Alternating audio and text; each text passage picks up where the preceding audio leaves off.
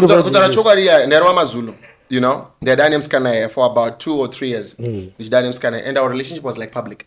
And the same Romeo that I am to my woman is the same Romeo that I was to that lady. So that's what I would see. Okay, it was more of a long distance relationship because in that garage big, he actually got to Pretoria.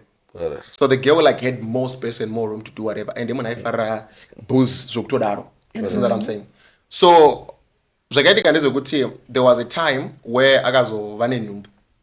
And obviously, remember our relationship was public. So maybe in the score. You understand what I'm saying? Can to find out later, okay, paka tungutanga kuyama rumors. Ikutungot, wangu, bebrako ere ku minds na 1, 2, 3, and 4, and 5, and 6. Understand? And kana uri murudo in most cases unongo dada wa Thomas. Ukuthi urikuda kuzvionera because ndaiva ne access ku phone ya baby, ameno zvinhu zvakaitamba sei. Go to DNA test. Ndikwana mwana aswangu. Munoona chokuitika mazano chibaba. Varume vachatorera nevakadzi mazano. Inongojiwa dzoserwa munhu wako. Arua. Yo zviri kuitika. Akuna munhu anorora asina maproblem azviti vakadzi vanonetsa baba. Vakadzi vanonetsa baba. Bible inokonfirma kuti munhu ana mukadzi mahure. Maproblem asingaperi. Munhu ana mukadzi ana maproblem asingaperi. Yeah. Eso akona Paul akazoti zvanga zvakakodzera kuti musatorore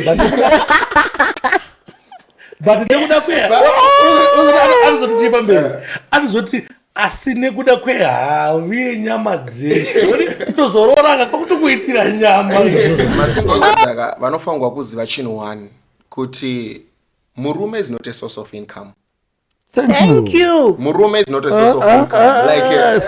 Murume is not a source of income. Murume is not a source of income. So it's better for you as a man to be single than kudane mukadzi anoura. It's even better as well as a woman to be single than kudane murume anoura. You because murume ngiri mukugocha ka remember. Happiness ya murume mukugocha. Happiness ya madam iri mu maskufis masokse mwana. Ubana meza sho. Yeah. Happiness ya hure iri mukugocha. But kugocha. Uchinzi ya ibere. Points wao. Unonga voice yaka.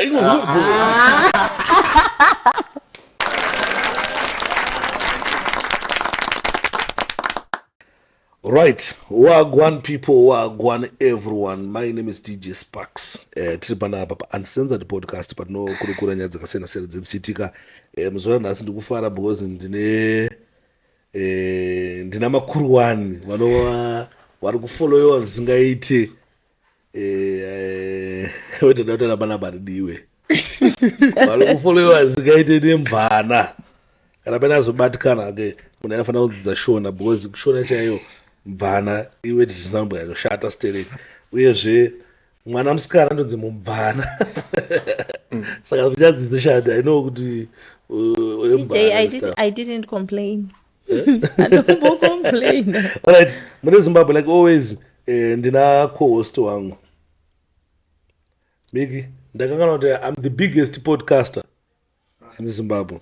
Still I'm the biggest podcaster. Biggest YouTuber. Wana wadi kuinzwa nyaya iyoyo. Sapo iri shandi? Report Jamri sai. Yanga weekend chichi. Weekend yanga report. Chichi makaenda ino. Chakaenda. Oh. Alright. Dara. Munofarwa zingaiti den kwangu. Alright. Munofarwa zingaiti. Kuti panatara kuda unoona imimika. Zvanzi right. Ndo anokuunza kupodcast wa. That's a good thing. Saka I'm very happy ndara kukuona mwari wakuitira zvakanaka.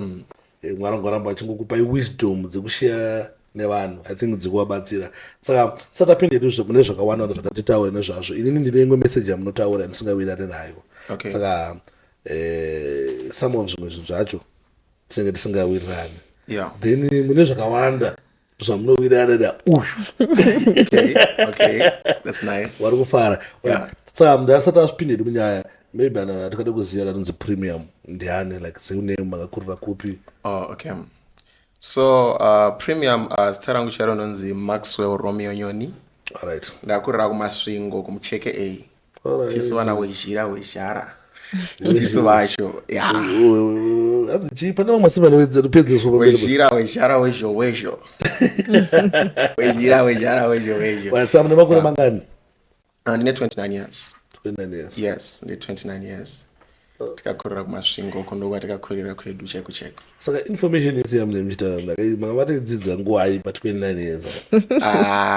Zvimwe zvacho unonge uchitongoshamisa sekushamisika kunoita vanhu.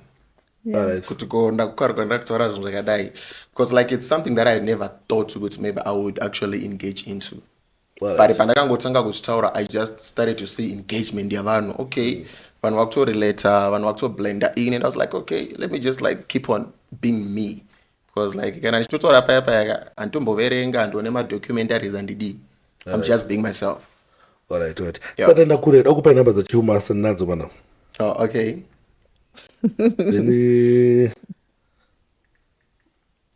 Ndinadzo namba za chiumasa dakunzwa song. Song ya chiumasa. Song ya chimoko. Aimbira chimoko ndakaza muchada amsuku. No, asati aimba. Ndazo muchada amuna namba. Problem ndekuti amuna namba. No, akantanga chiumasa ku ndinadzo namba dzake. Oh, manadzo. Yeah. So anytime sutona ngotasira song. Not really because the moment yakaresponda takazotaura ku DM. Right. The plan was to be part of the video. Right. But unfortunately it's like the director akabva aramba kuita reshoot because vanga vakashoota, so I think Shoemaster wanted to stretch the video kuti sisitive like part of the video. Okay. So director akabva ati no ndatopedza nda-align and everything and all those kind of things. So yakabva yangobva kwakadaro. Alright, but still ini nyaya yangu ingera pana video yangachiona muchita no I see problem. I know kuti mwakanyoesa natakura namba dzanatakura tisina ende toda namba za Chiumasta. So nanjiti no kana zviri izazvo kupai namba dzacho then mufuna kuti ana muchimbira madamu achimbira madamu. Not really because ndakatotaura na Chiumasta akati kwanzi no, it's something that we can't do like we start from scratch because obviously there are ongoing issues on his side that I don't want to talk about, you know. So yangu vanyaya kuti tipinde pa video because nokuda kwe time of side kwakazo wane kuti aite that project. Alright, era timboya dzotsanangura ndakaona muchitaura kuti zvoni zvinani kwa single pana kuti udanane nemurume anohura. Yeah. Saka timboya dzotsanangura mune muchedza kuti kudii ipapa munyaya dzotsanangura ipapo chete. Zviri nani kuva single, like let's say okay, this thing I see vakadzi chete, even varume. It's better for you as a man kuti uve single than kudana nemukadzi anohura. It's even better as well as a woman kuti uve single than kuti udane nemurume anohura. Because chinoitika ndechekuti kana uchipinda murelationship they should be my relationship goals or my priorities. Why are we engaging in a relationship? Tukupindira chimo relationship. Are we here to play games? Are we here to just be like a friend with benefits? Are we dating to marry? Yeah, sure. So if it is a matter I would say I'm approaching her and I'm saying let's be in a relationship. If in my goals are to be with her as in like marriage, then inini karandozo mo urira manje. But asi munangapindira mu relationship chi changapindira. Actually, a sensible reason why people should engage in relationship is to end in marriage. That's a sensible way that we all should engage into relationships. Are you sure yeah. Are you sure? Yes. But no, she's not the one. When I got yeah. Okay, kutsvaka kunokushata. But zvinoitika mind zvekuti usatsvaka moza zvinoitika ndezvorichika zvinoitika ndezvekuti kana ruoko rwangu rwakabata matombo 5 zvinonetsa kuti ndinyatsokuchuza muri kuunderstand ndogona kuzopesera ndatoluza ese nerimwe dombo rakakosha, you understand. So kana uchitsvaga the only thing that you have to do is I have to engage in a relationship with this lady. And kana uchitsvaga mukadzi chinhu chokutanga aungotsvaki mukadzi because uyane magargata ane mazamga amutsvuku. They should be my standards akwe omurume. Hence I said if you are getting in a relationship there should be a goal or a priority. That means kuti inini kana ndichitsvaga a wife material there are certain basic standards dzandiri kutsvaga kumukadzi. That means kana pama standards ndichitsvaga a woman who is family oriented. Kana pama standards nditsvaga mukadzi ari spiritual, mukadzi wokuti ma standards akawandisa that I can look for in a woman. That means I have to fall in love with this woman. Ndocheka na ma standards angu, does she align? There's no need for me to date 4 girls. Yeah. Problem inoitika ndeyekuti vanhu vava kukombeya vakadzi kuti ndiri kuda na chipo na rudo naningi. Wakukombeya chipo na rudo, you will never find a wife. Yeah, sure. Kombeya mukadzi wari kudanana naye na standards ako yose murume. That's the only way that you can align this thing. So problem ndeyekuti vanhu vakukombeyana kuti uyanopisa. You will never find a woman if you are looking for that.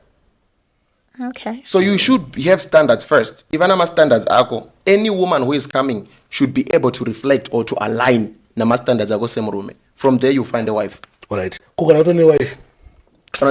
Then cannot show any wife. There's no need for you to search because because you found a woman akato align na ma standards. No, but zvinoitika. Ona zvimoko zvinji zvatichisangana nazvo. Azvina zvese. Mumwe anoteerera asi anongofundumwara. Mumwe anogara achifara asi hateereri. Mumwewo haadi kunamata. So ndo pandataura ndikati pane mabasic zvinoitika murelationship ka ndezvekuti you will never find a woman who is 100%. There's no one who is perfect. Even me pandiri panapa, I'm not even perfect. Relationship, it's a matter of sacrifice and compromising. But usafa wakasacrifice mabasic ako. There are certain things that you should never compromise in a relationship. But ona pamabasic zvatikutaura nezvekudayo. Pamabasic kutaura kuti pamabasic pacho vanhu vacho havasi kutokwanisa kuwana mabasic ese anogona kudayo semunhu. Unogona inenge 2 kana 3. Otomona kuti but zvinhu zvacho izvi haana. Pane mumwe kuti anoteerera aure but hanakidzi hana nyaya ukunzwa. Then iwo maybe ndiye mukadzi wakatora wakatomisa padheni wakatora kuti ndocompromise haisi danger zvinhu zvacho izvo. Yeah. But munhu wekuti kana chimwe nyaya ndika maybe hana nyaya dzonakidza muri ngotukana mandetsana zvedeyo obva wazogaya kutsvaga kushandi wekuti shandi anenge achingoziva kuti kana tinge ndina sparks sokusei. Problem iri pakutsvaka munasazvoitika mukuru wanga ndezvekuti I always tell people kuti my relationship they will actually be much better if you guys get in what is called the Garden of Eden. Yeah. Kana ukapinza marriage yako in a Garden of Eden just like Adam and Eve. Adam kunyangwe Eve anga akafundumwara. Haasi kudecide kuti rega ndotsvaka chipo kana shandi kunze. Ari kuda kumeka a plan kuti mukadzi wangu asagara akafundumwara. The problem yatiri kuita ndeyekuti in our generation instead of us trying to be solution to the problems that kusangana nadzo, we are going out there to create other problems. You've got my solutions. That's true. Just be in a Garden of Eden in your relationship. Yeah. Zviri kushaikwa nemunhu wako in a relationship. Don't go and outsource it. Make a way yekuzvicreata mu relationship menyu imomo. So problem yatava nayo right now ndeyekuti kana baby richida mufesa nemoto indisina moto rakundotsvaka mufesa nemoto instead of here to come together and say you know what apa tiri kufangowana transup. So kana chida translator say ngatiuye namabusiness ideas ngatiuye nezvakati so that we can be those people instead of outsourcing. So tiri mugeneration yano vanhu outsourcer. That's why right now unogona kusiya mukadzi. And the funny part was ndeyekuti cheap. The funny part ndeyekuti chinhu chauri kundofadza nacho hure riri kumba uchisiya mukadzi ari mumba ndo chinhu chinofadza mukadzi ari mumba. That's true. Chinhu chinoitika ndechekuti mahure ari panze aya amaoenda muchindohura nawo vasiri vakadzi venyu. You can't go there usina mari. You can't go there usina ma resources. So now iripo ndeyekuti varume vari kuhura vari kutora ma resources vachindo-investa in wrong places. Vari kuinvesta but vari kuinvesta in a wrong place ye happiness. Zvinhu zvofana uendesa kumba wakuendesa uko.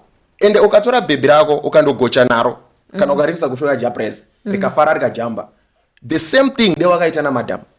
Vaikuappreciate. But madam anonga kuti zvone hai mari yawandisei. Hai Maria. Asota mwanzo ma madam. Ma surprise kaunongorwa madam ne surprise. Wambade kuti yo padeni ngona obva kuti handi ngati ngonogocha panobudza 20. Ichipinda mutkuvazi yaratengedi ukuta bika kumba. Yeah, vana madam variko vakadaro but sai pabonopaita sepo ndopesa vakuzotora akuti chero chimoko chekuti chinongozwa kuti mari because murume wese akakuda kuspenda anako but wakadzi vedu vangu ateti nawo just because munhu ari bho zvokonzera kuti anenge ari munhu ari bho munhu ari bho haasi kuti muspende mari yaya saka anopesa kuti aiwa ngatichengete kana titiona because nhamo unongoinadzoka because kuspenda doesn't kuti hauna nhamo. Andakakuyotidza kuti una school fees kai mwana plus una kapatosara 3 days 2 weeks kuti mwana tipatire ma school fees uniform ikudiwa jini yari hanzi shotira chaite sakuona mezi acho kuti unonga kupaitawo sei baba. Okay, regai nditaure ipapo nditite so zvinoitika apa ndezvekuti mukugocha musipo mune happiness.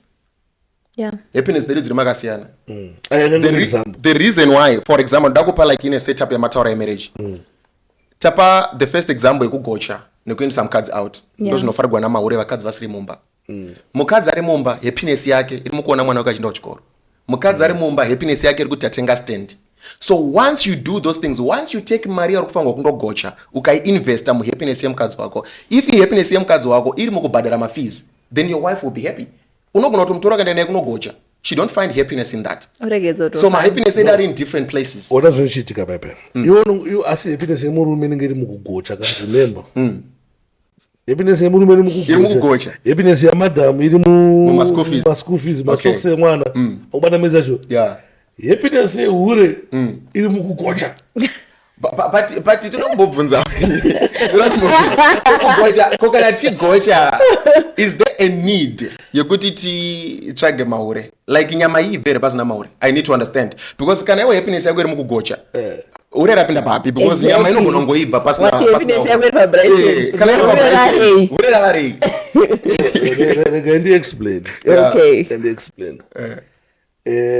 Chinoitika ndekuti kugocha andikona akukudza inyaya yakumwana uibatisise nevanhu vesati kunodiona kugocha uchinzi yaibvere poinzwawo unonga voisi yaka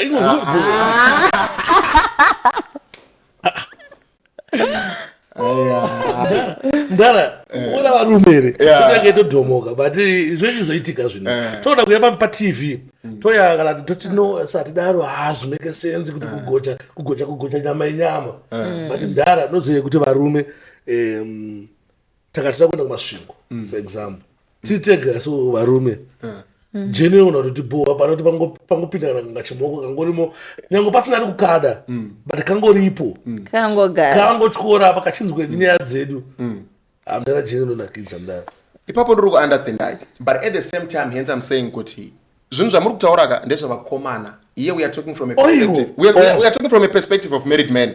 I feel like kana uri married man you should be in a position yekuti wakuziva zvaunoda. Moza kunonzi kuroora chi according to me.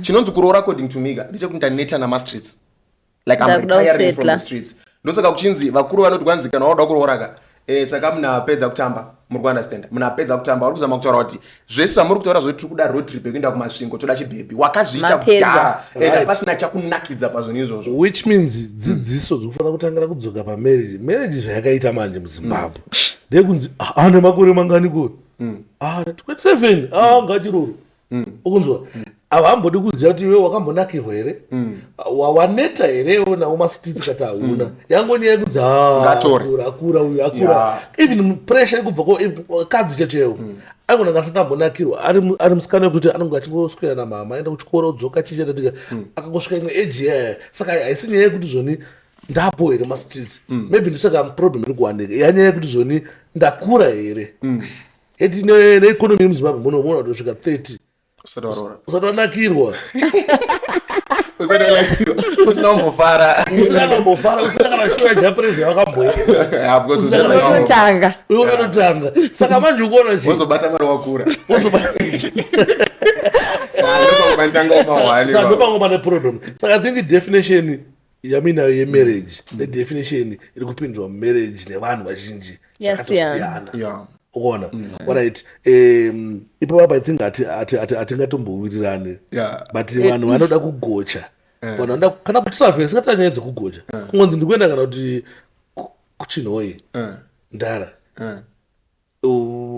kapombi karapa pachinhoyi padhuze indikuti azvinoona zvitika nemagangsters pomba ina kushata but ngaive pombi yako yemumba kumba mwana ada kuenda kuchikoro mangwana skuru anoda kurohwa moza mari yamotospenda nepombi paroad trip kai mogona kutotsvaka kana sisi vanosara nemwana mukabuda nemukadzi wenyu wobuda nepombi yako iri official. Hence I said the problem now ndeyekuti vanhu vava ku-outsource these things. If you let's say right now takudzoka paGarden of Eden, let's say mimi nemukadzi wenyu muri kungorarama muchiti okay it's me and my wife now since she's the one that wanna choose. Kana mukati muri kuenda kuchinhoyi akuna umwe musikana wamofonera kuenda naye kuchinhoyi iyeye wamakachoose kubuda nemukadzi wenyu but problem yako ndekuti kwavana shandi kwavana rudo kwavana ningi maugaya kuti madam ndogona ngwasiyana vana toendana ningi for the fact yekuti you have got another option ndopanototangira maproblems ende iye munhu yese kumufonera kwauri kuita funga kuti varume vangani Yeah. vanomutsvaga vadaenda uchinoi. Alright, varume wakafanana nekati wakasiyana. varume vakasiyana sekusiyana kwakaita vakadzi hakuna vanhu vakafanana vakadzi atinombofananisa vakasiyana Unofanana ndenge. natina indakatosiyana nemabrothers angu ndakatosiyana namabrothers angu ndakatosiyana nawo singaiti Aiwa, tikunzwanana. Which means ndogona kutoti ndine mukadzi. Asi ndova newisdom nekunzwisisa kuti mukadzi wangu uyu akasiyana naChido. sikana zvazvibvunziro zvaka hanzi vanhu vakadi oh yeah you can go and toda unyatso understand kuti kuenda point okay ndakumuziva takataura chinhu akushadza kuvewo kuti zvakati No, ndikuti nina ndike. Tikuwirirana kuti vakadzi vakasiyana. True. Yes. Varume vakasiyana. Takasiyana. Saka ndikuti nini ndakadzamisa pfungwa dzangu inini. Ndinofanira kuva newisdom nekuunderstand kuti shandi uyu akasiyana naChido kana Chido rudo kana rudo. Ndikuona. So which means ndiye zvimwe zvandokwanisa kuwana. Anditi. yeah Zvimwe zvandokwanisa kuwana kuna Chido zvisina shandi. exactly but that comes to my point kuti mimi kana makaroora Chido pana shandi there is a reason why makaroora Chido muchisiya shandi exactly kutosiyana kwavo ikoko ndokwakaita kuti mumwe aqualify mumarriage mumwe aregedze Inzwai premium. Zvoitika ndichikudai pane zvinhu 2 zvatichidhila nazvo semurume uri kudhila nezvinhu zvinofanira kunge netemplate ririko rekuti unofanira kunge uine mukadzi akaita sei. Andikuona kwozoti imwe wei yekutonakirwa iwewe nyama yako iyi yekutoti iwewe uri kutoda munhu ane magaro. Amana aya amana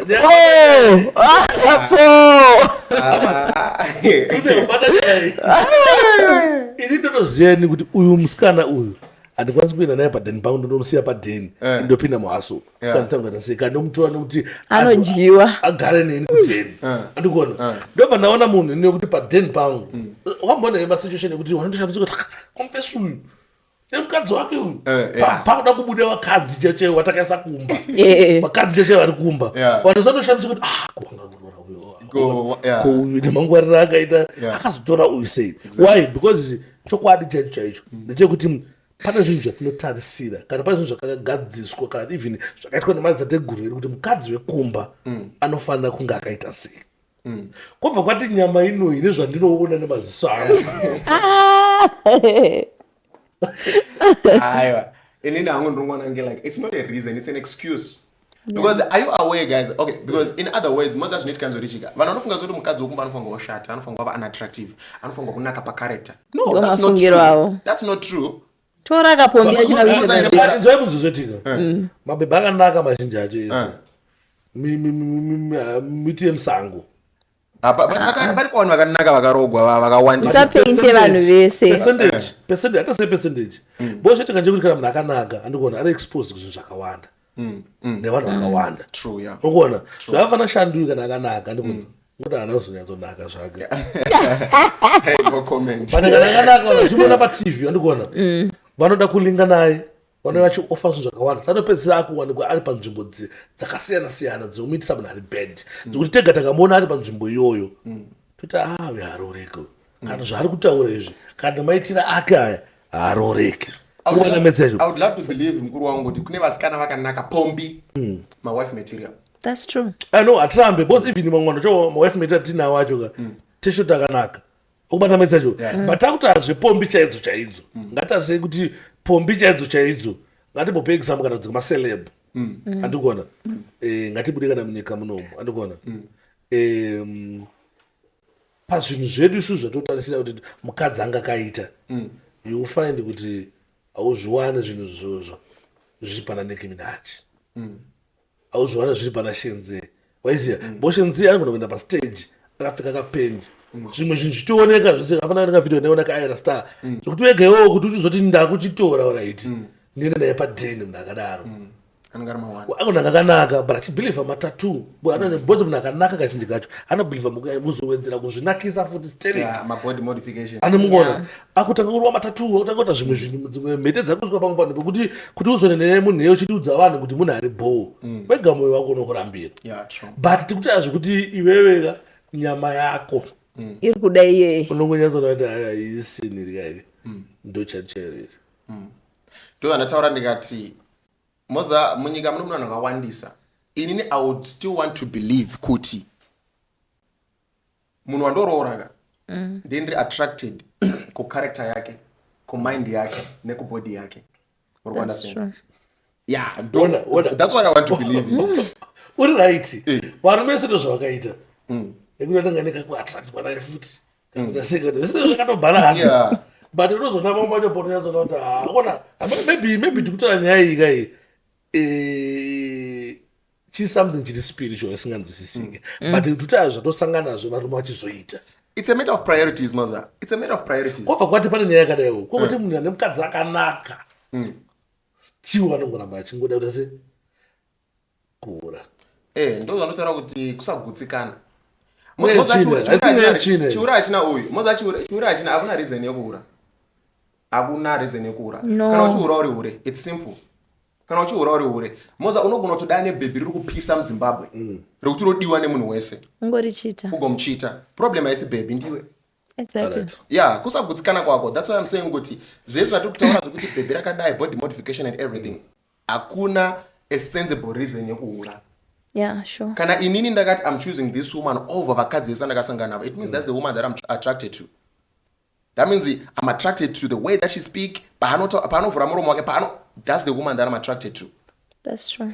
All right. Ko wangwanti varume vakafanana wese imbwa vanongohura vanoda sese kana kuti unoti chiona varume havana kufanana just ko vakadzi vanoti varume imbwa aiwa vari right. Moza vakadzi vari right. Moza vari right pachi vari right pakuti moza ininika if I'm gonna define vakadzi ndodefine vakadzi based on my circle. Yeah, sure. So zvakafanana nemurume anti achihure too much anoziva zvamahure izingaiti murume ega ukasvika kwaari unoziva kuti vakadzi vese vanohura asi wrong ari right. Why? Because environment circle community yaari vakasangana nawo kunongo murume kuti ari mucommunity yavakadzi vanopusha zvebusiness vanonamata vanodai anoziva kuti hey guys kune vakadzi vanonamata kunzoko uri kuunderstand ari museko iroro. So mukadzi ari kuti kwanzi murume imbwa ari right mukadzi. Why? Because iye ndiye anosangana nembwa ausana nemagevha ende kana achiti varume vese imbwa haasi kuti kutaura nesu because usati nambosangana naye ari kureva varume vaakasangana navo hatimurambiri imbwa ndivavo but they can't generalize that. Hatikwanisi kuda kuchinja meaning yewese. Okay. Wedire kuti wese toziva zvatinoreva guys. Munhu akati varume vese ibitanisia wese ibitanisia zvakafanana neni ndikaurirwa nemutsikana ndikafamba nditi vakadzi vese mahure ndakambodana nashanti handina. So bitterness ndio iri kutaura because kana uri bitter una sense uri kutaura zvisina sense you are talking out of emotions. Ndakatombofunga kuti varume vese imbwa but right now ndakazoprove kuti no people are different. Exactly. Paunozodzoka kufungwa dzako ka ndopaunoti unenge uri bitter unenge usati wahila you still have a lot of pain. Right, but vakadzi vanofanira kupiwa mari mari vakadzi vanopiwa mari vakadzi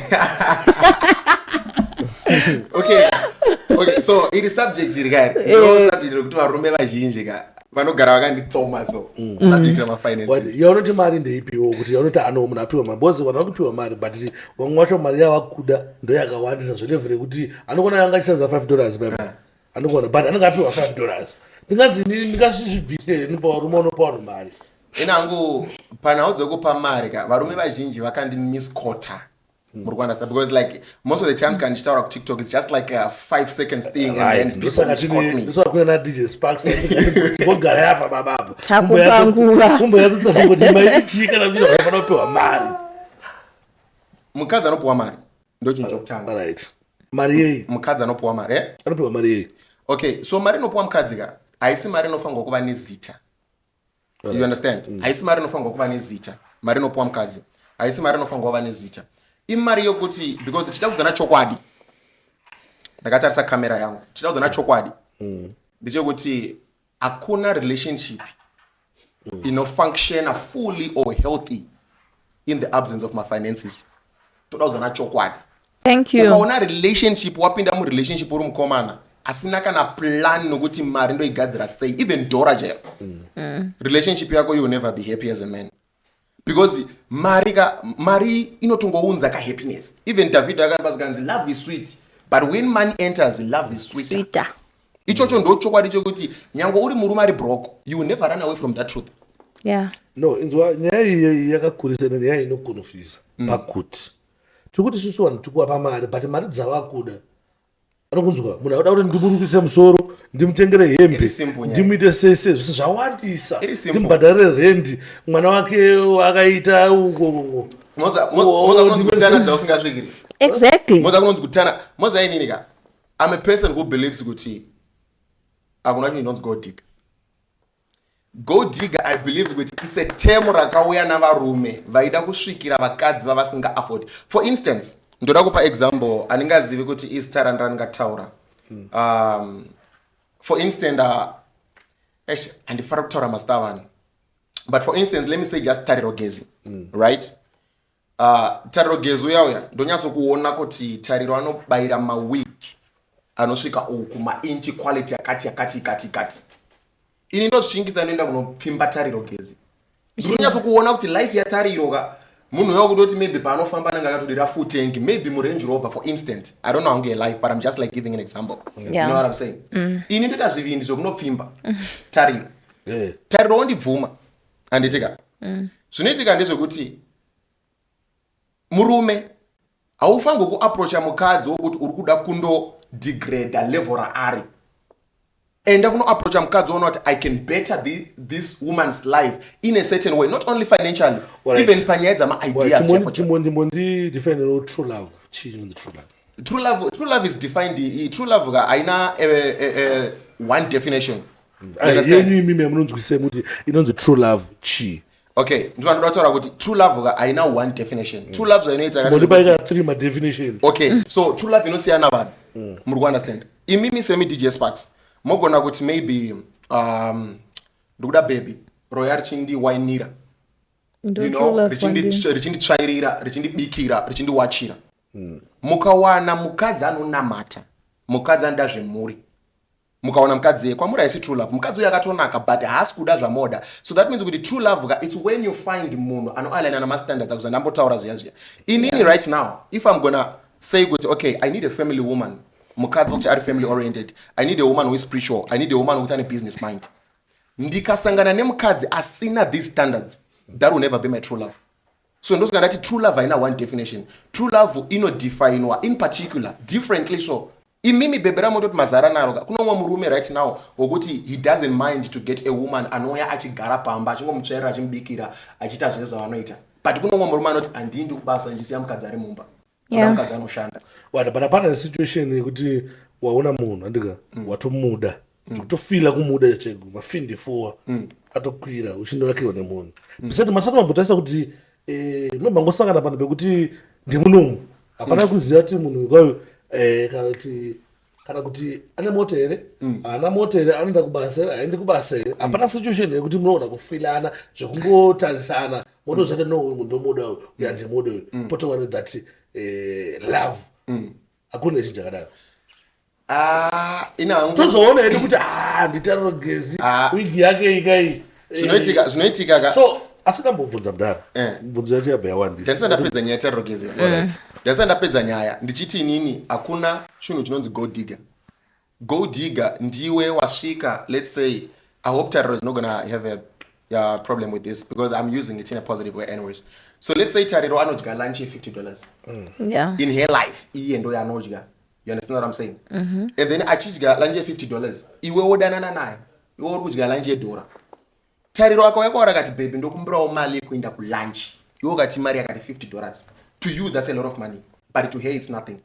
So pakatisaura papaende pekuti kutanadza unosvikira ndezvekuti iwe kana uchafodha lunch $1 tsvaga bhebhi rako rokuti mondotenga malunch $1 mogara apa. You trust me, you never even eat navakadzi panyaya dzemari. Problem inotakira pakuti muri kuda kusvikira vakadzi vokuti hamuva afford muchida kutora chance ende mava svikira vakadzi vavo ka yava nawo yekuti makuda kuti vachita back to your level yepocket yako of being broke kana uri murume wokuti wo kunyatsokuona kuti inini ndogona kusvika apa tsvaga baby like let's say mawig and stuff usaenda kubaby rinoda zvekuinstalla uchinyatsokuona kuti you don't have the capacity vari kwasikana norikwa mabraids vari kwasikana norikwa mabanzi inda ikoko you never have an issue nenyaya dzamawig but wona ka problem kuti kandekuda ndikuti tarigezi wedu uyandika sort like iye anoafoda kutenga chikafu asi paanochidya $50 anenge atengerwa ubata mwedzi yacho yekuti iye kana iri wigi sort like kungatozvacho pamawigi ake ese kana pasina na 1 yakambotenga ese ndeye kutengerwa why because ari kusangana navanhu vanodi vanoafoda problem ni yanganchipa anogona kusangana navanoafoda kana kuti munhu wekuti iye futi unogona chinhu anenge achitongo wamwe wacho futika amelodi tuma skill futi wanonge wachizoita sei kubata meza cho kati chito chihure futi chakazara futi mumusoro mavo ona meza cho chekuti kati vangana kungoriska kutenge wigi kuti ndizotsvage mwana ndase anondiitira zvinhu zvazvo I understand nyaya dzemastandard dzakutaura ndikudzinzwisisa but kutaura kuti munhu asitori level iroro but inyaya yekuti anotopinzwa level iroro nemumwe munhu amukwanisa kuita something ende munhu makaita kuti arudoro nemunhu tofamba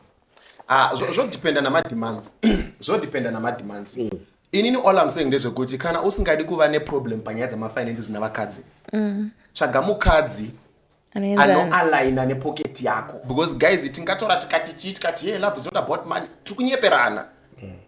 tiri kunyeperana lifeline love is all about money because kuti ndi request indrive imari data imari for me to go and buy a drink or whatever at any restaurant imari iri kudiwa pesa pari kubuda mari but wona kastiuka pane tumwe tuchiitwa unongochiita ndinachiona mavideos ako nokuti munhu akasakufonera nemunhu wafonera munhu akasakupa mari ane munhu waari kupa munhu akasakudayo no ataura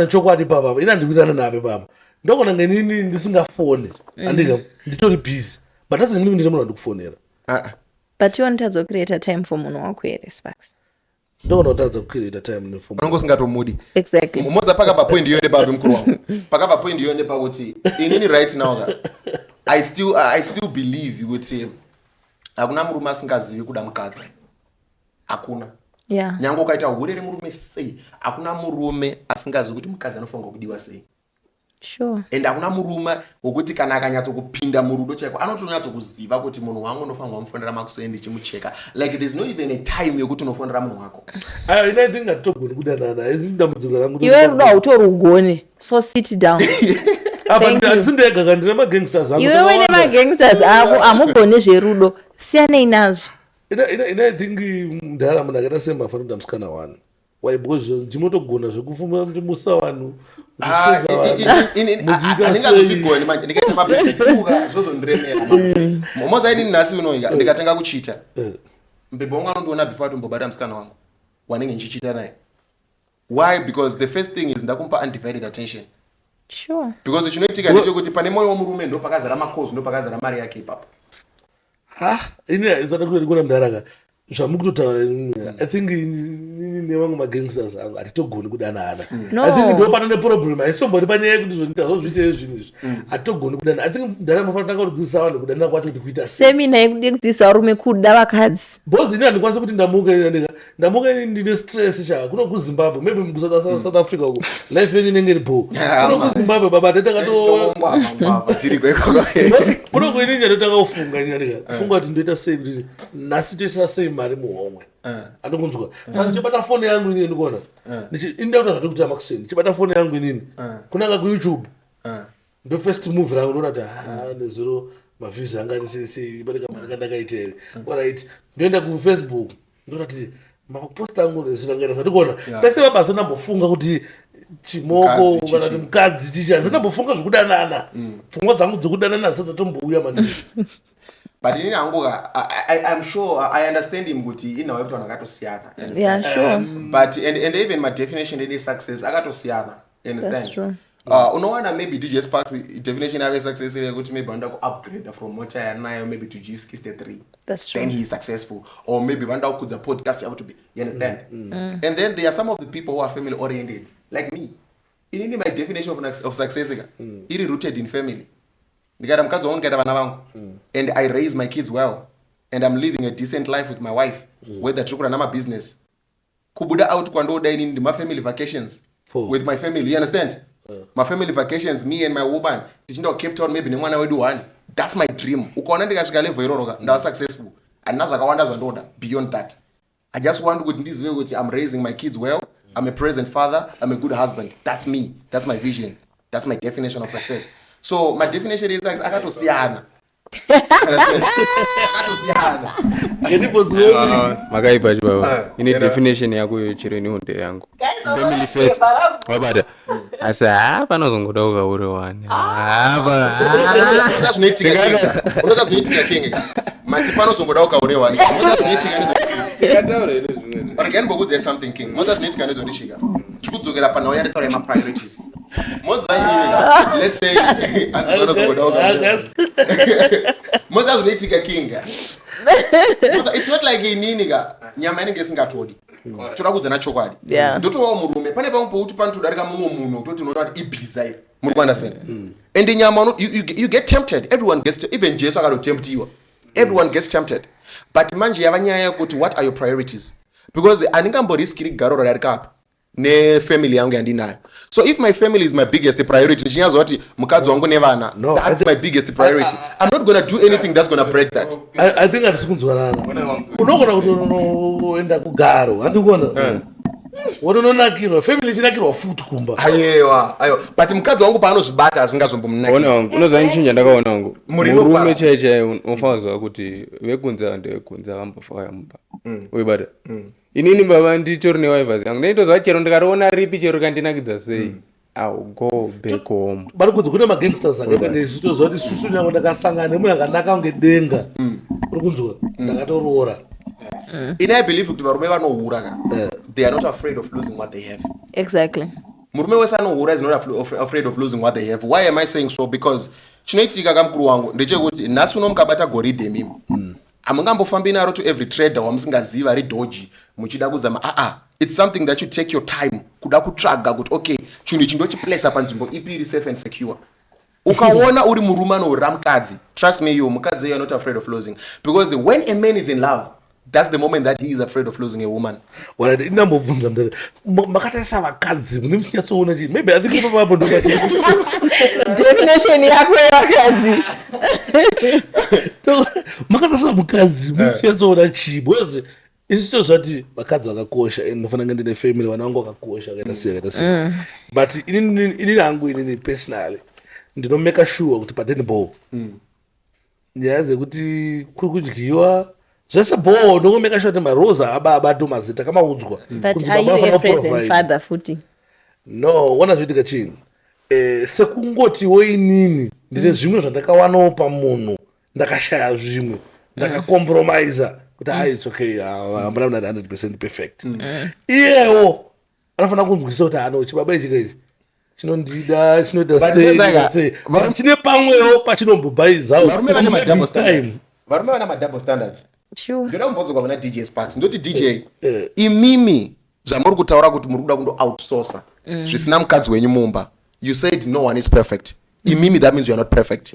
Pama imperfections enyi imimi, would you allow your wife to go and outsource that? Thank you. Right. Pana chinhu one chekuti zvangu zvakanzi handisi perfect sei asi iye hafani kuita sei kuzochiita inyayika yakatongwa kudhara.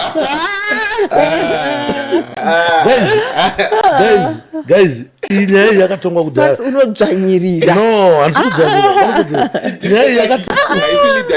Nyaya yakatongwa kudhara navakuru nemajena ndebvu. Vakuru vakararama kudhara vakati no mukadzi hafani kuhura. Asi kana baba vachinge vazohurawo andika ngavachiregerera. Why? Because nyaya iri papi? Nyaya iri pakuprovida pamari yangu. Nyaya iri pamari yangu ka. Kuprovide doesn't mean that you're a father. Exactly. Kuprovide doesn't mean that you're a father. It's just an integral part of you being a father. Pama duties ako, but that doesn't mean that you're a father. Because kune vakadzi right now vari kuprovide, but that doesn't make them fathers. Right. But ukona vakadzi vari kuprovide wavo chavasingade futi kuhurirwa. Wakambozvitechedza? ngatitaure hatisawandisana kumara da kuti onesana nhasi muzora nhasi amuyepi kuti ndine mundara pakaita situation yekuti paita mukadzi ari kuprovide ndikuona ndafana chimongo chenyu chakatanga kuitira zvese chikuitira zvese mukahura imimi achikuregererei munoziva ndozvakafana nekuti zvoni asi imimi chakahura yasipo zvikukuprovidira chakupai sutu chakupai zvese mota tichi mona ngoti chimoko ichi kaita chinobowa moendera mberi tine masituation akadaro atogona kungodzwa kuti mwana muchika kunongedzera masitevana sati chikedu vanogona kunongedzerera iwana yekuti ndinatsoona kuti apakapa chimoko ichi ndochiri kuprovide ndosaka mufesu yaya vanofunga takapusa anenge asina kupusa anenge achikuita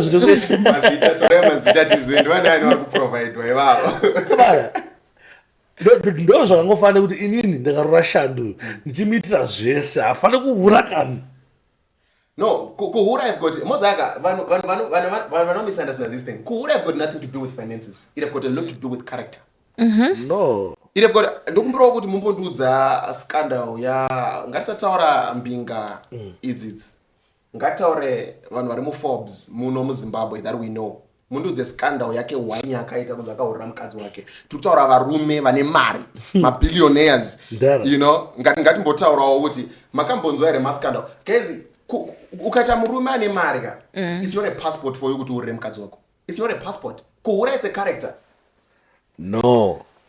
Kuhura it's a character. No. It's a character. Mozwa kuti kune vamwe varume inini ndada kungoti tasvita paiwa munondikwadzisa munhu yane mari but ndoziva munhu ari muForbes inini muZimbabwe munomu anonzicheka hambu left right and center toziva kuti nyaya dzake dzigona tozodzivhara isusu kuti aiwa no since mudhara but vanonga achicheka but since muchiziva ivavo hapana weri vamwe vamoziva vane mari because I feel like mozwa kuchika I feel like social media ne inonyanya kupa a spotlight on bad things. That's why I'm trying to talk about marriages right now. As it's not value.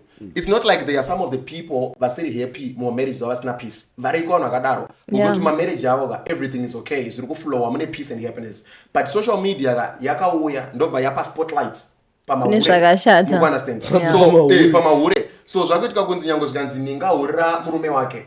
That's the narrative yakufambwa nayo kunzi my marriage yakashata. But trust me there are so many marriages that are peaceful. There are so many marriages that vanhu vari kunakirwa vari kuenjoya vari murume nemukadzi hamuna kana ma-issues. There's another post ndakamboposta pa TikTok yangu ndichiti ukaona hakuna munhu anoroora asina maproblem azviti vakadzi vanonetsa baba vakadzi vanonetsa bhaibheri inokonfirma kuti munhu ane mukadzi ma1 maproblem asingaperi munhu ane mukadzi ane maproblem asingaperi eso akona Pauro akazoti zvanga zvakakodzera kuti musatorore but nekuda anozoti pamberi anozoti asi nekuda kwehavi yenyama dzedu tozorora kwakutokuitira nyama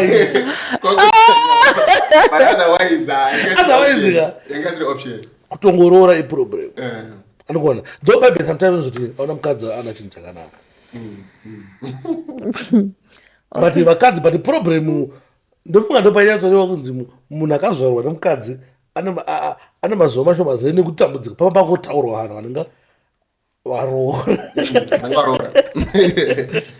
but I still feel like marriage has kupuwa spotlight rakanyanyonaka because in most cases vanhu vanopublisha good side of marriage nongangonza shapera pakabuda munhu anenge ahurira murume ndo zvairi marriage. It's more like all the bad things is the perfect definition of marriage. Zvinhu zvakanaka ndezve social media they are just acting mbona vakarambana vasi kuacta like I don't get it. Takunomaliza zvinhu sirizvo. You get my point? Alright.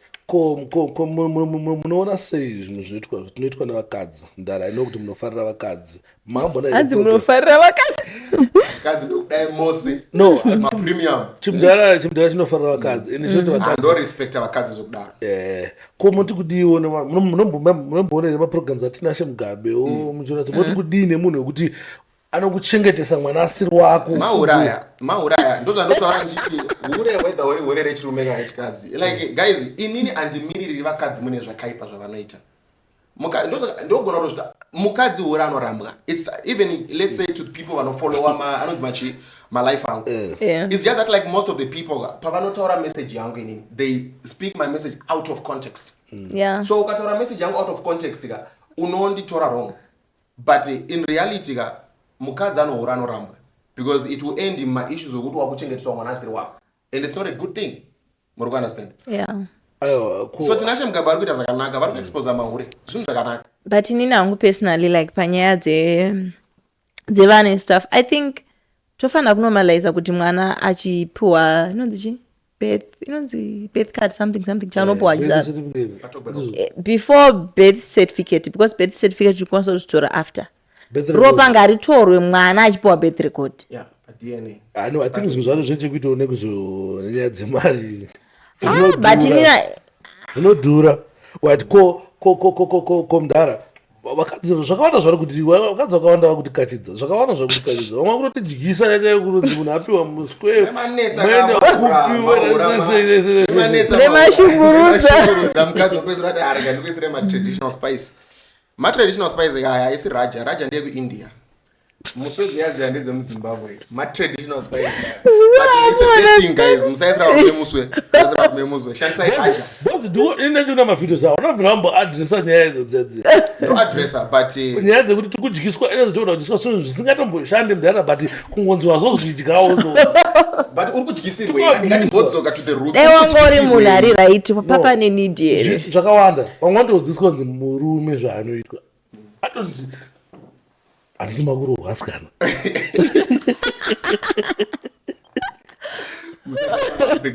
anonzi handiti ndakundikuudza murume kuti ungomudyise zvokuti anenge ari munhu akumpa advise kuti ungotaurawo kana maybe nyaya dzakaita kana 1980 dzakanzwa kuti kune varume vakazodaya saka ngoti vanhu ngavaita sei ngavadyiswe. Saka ndopanoita problem. Ko Shadaya munomuona sei? Makambonzwa kudzidzisa dzaShadaya?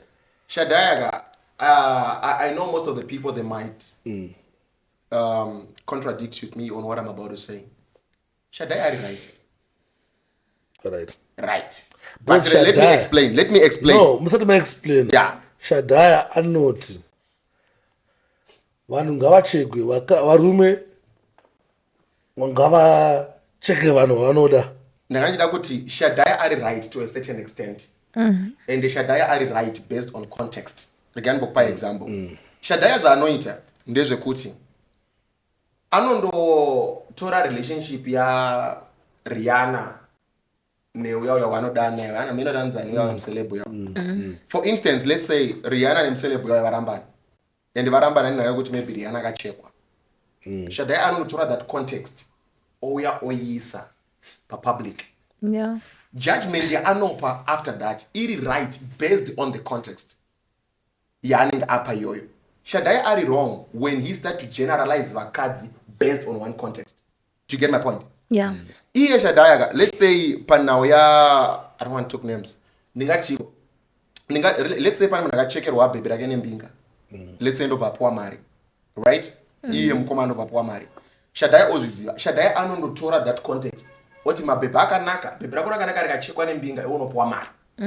So now pava nestigma yokuti mabebe akanaka anochekwa nembinga, maboyfriends ari kuwachi mari. But if ever teachings dzake akadzikipa in a certain context, he's right pa judgment yanenge apa. Inini problem anostanga kuva nayo ndeyekuti he should not generalize kuti kana mukadzi ane mari akaurira murume wake obva ati vakadzi vese vane mari, that's how they are. No, it doesn't work like that. My father, zvinombowirana kuti vakadzi vada mari, whether akanaka akashata uri uri mukadzi vada mari, vakadzi vanda big, which means vakadzi vese vakango-off mari ndiwa zva relationship kuti ifambe ungachitaura kuti iwe inoda mari. Mukadzi Shadaya anongoti kuti vakadzi venyu ava vanokudai because asati asangana nemhene akangowara. Because ini chandakaona ndekuti vakadzi vese hati kuti vese maybe ndazonyanya 3/4 yevakadzi ndeve kungoti pakangoya dhiri remari akutochinja pfungwa. Inini, I beg to differ on that. I beg to differ. Most of why am I saying so? Are you aware kuti mimi DJ Sparks mogo nosangane baby mbinga mno mara mno. Baby roro rigogo offer everything. So kuti nyangwe motaka mema kuchinja ntsaka na ma vela and all those kind of things. but imimi baby roro ka musingatombomuoni as munhu wamungaisa padeni but ane mari mungoda shandi muri kuunderstand shandi ana baby mugosvika paextend yekutoti uyu mbeba ane mari uyu mozvaka chinhu chinoitika ndechekuti poverty inouraya vanhu brain regani bokupai this thing I think I once spoke this thing palife yangu chinoitika papoverty kadj Sparks ndezvekuti munhu ari mupoverty ari kuda murume ane mari because asati apinda mumari munhu ari mumari achatotsvaki murume ane mari munhu ari mumari ava more concerned about attention character and all those kind of things ndosaka muchiona mabhebhe ekugeto vari kujolera nzara vari kudanana navanhu because nekuda kwedumbo mubhebho yawo yaka akaroora munhu because of finance paanozopinda mulife yemari apinda muupfu she will start get used to money to an extent yekuti ndo pachatanga kuona mared flags anga asingaona ari munzara todi kuti vanhu ava chinhu chekutanga zvekuzonzi uri hendisamu une kadora unoenda kujimu unoita sei zvese zvozotera mari yaita sei yavapo but mari because mari inodiwa nevakadzi hatingamboti mamita mari inongodiwa nevakadzi kazhinji kacho ndeyekuti pangoita munhu ane mari ari nani pamuri ipapo handizivi hangu kuti ndoparamba ipapo ini ndine mabhandos vakawanda nechiboko chenyu munodanana zvekudaro pakayamana nemari chokusiyai baby baby uyapamike hainjanozonje kuti vasikana vese vasina mari miliyoni iri kaiswa papa vese vanorohwa because of poverty chero ari pakati nepakati mamiddle class checho isa kutaura vanhu ari rich filthy rich ka kwete vese sevatiri kuona muroda but guys pakadzi vese vakatosangana navo muroda kuti vese riri strong guys kuti vese miliyoni yese kwete zigi kachiti wese ndikangota majority plus mofanga kuspecify location ka iti vese vekugeto. You understand? Iti vese vekugeto muspecify location because kune vamwe vanhu vokuti million ka it's normal kumba kwavo. Vajera kuiona. Ngati specify. That's why ndichiti let's not generalize all. Inini ndo pandopinda ipapo. Panenge nditi aiwa we can't generalize all women. Ngati ti vese vekugeto because awe kugeto nyangwe pakabuda $1,000 anogona ita mashiripiti. But kune mamwe ma classes guys ekuti you know kumba kwavo ka mari is not a problem. Asiri vekugeto akanzishada kwenda ku Dubai. Ndokubhadhara flight nechini everything haambobvunzi kuti unoona pai anongozva kuti hapana malevels chiri anozosiyana shandi nona kumuoffer pizza yobve anodyiwa ikoko kobva kwauya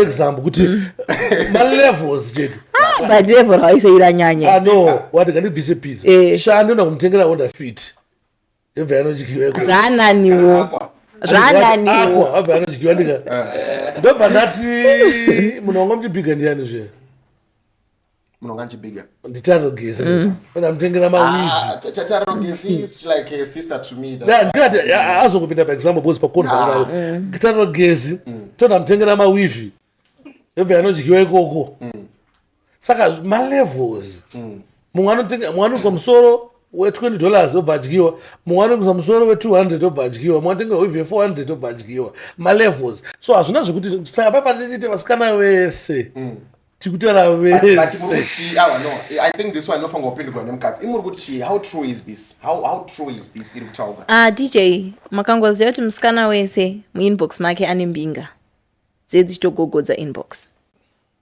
kana nchiti vasikana vese I mean vasikana vari exposed like ini ndiri exposed muinbox mangu mutone mbinga but mutone vanhu vane mari kudarika sinyora vari kutoramba but why ndiri kuramba ndiri pana sinyora sinyora vana mari yaizvozvo tingatoiti mbinga yekudaro vane mari yekuti ndakakosora exactly saka haisi nyaya yekuisirwa mari patable all the time no inyaya yekuti munhu wako ari kukwanisa here kupinda inyaya yekuti munhu wako ari kukwanisa because Sparks ndokwanisa kupuwa mari munhu asingafone munhu asinganditsvage at least ndine nguva dzekuti tapedza conversation nemakuseni ndakumboita basa ndakuenda kubasa wozongona message yakanzi ndokuda iripo ndozvatakagarira marelationship not kuti tiri kudzishaya mbinga dziriko especially dzekunze kwenyika idzi dziri cost parts patinenge une munhu wako. That's my point. Sorry, pane njamuri kunzvenga chisingadi kunzikana vakadzi. Inini what I believe with every woman is a price. Thank you. Every woman is a price. Thank you. All right. Mbinga dziri muinbox mauya hazikuya totaura kuti nyaya dzemari dzikufamba sei. Nyaya yemari haisi clear. Why don't we agree on this one? And once every woman is a price. Mana signor. Why don't we say the signor is the one who offers the price and we leave it there? Thank you. Because she's not single. Hey. She has a price and she got somebody who is affording that price. Same applies with me. My woman has a price.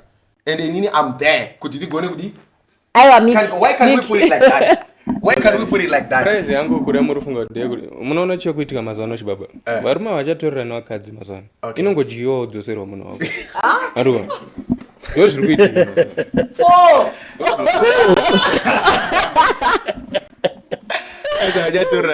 Okay, would it right to a certain extent? It's not entirely wrong, but would it right to a certain extent? To a certain extent is right, but not entirely. Because in guys, I still want to believe it. Never cards, vanema principles out there. You know, I feel like it's unfair. Can I pay in the cards? But the percentage you have to show me as variko. Yeah, but variko. Ina angu chanongo ruiraga. Nisiru ruira the remnant. Yeah. Let's say majority, yes, we might paint them, but there is that remnant of special women. Yes, principles. You understand? Yeah, there is that remnant. In any problem, they say it's too deep. That's a powerful word to use. Romeo, Shadaya noti apana chisvinu chinobuda pana single mother. Apana chisvinu chinobuda pana single mother. And also anoti mwana wa single mother. Expect anything from mwana wa single mother. Yeah, and also that Shadaya is right to a certain extent. Okay, that's what like your point of view. Like you can't say apanaji shunu single mother simply because she gave birth. It's women's nature for them to give birth. Sure. Whether single or married, it's women's nature for them to give birth. Number two, when we are talking based on the future, can I tell you future, my career-wise and everything? The womb have got nothing to do with the future. It's the intellectual capacity of a woman. Just because a woman maybe anima masters, anima business and everything, her value, it's not going to be affected simply because apawana. Yeah. There are many single women out there who are owning big entities. Varikuto shandigwa na varume vari married, never cards very married. But those single mothers. Kana uchida kuona hustler remukadzi ka. Bazhinji vacho ma single mothers. Ndo vakaenda kuna UK, ndo vari kuma ship, ndo vane ma business, ndo vari kungwavha marare umo, vanenge vane ma shop and everything. I'm not discrediting vari married.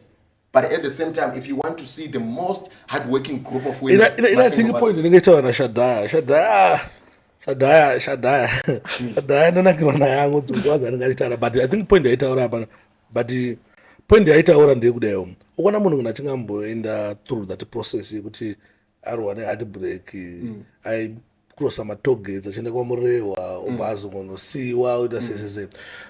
Munhu yeye mafungira ake nemaonero anenge achita zvinhu kuona zvatosiyana nemwana wekuti ari innocent asati damaged brain asati azvikudamaged chinhu chake no ndikutaura nebrain yekuti mafungiro akuti akatasa murume so anenge achiti nezvakanitauya zvichirachedze ukaona vanhu vanyanyogaira kuti varume vari bad hysteric masingle mother because akambosangana nazvo.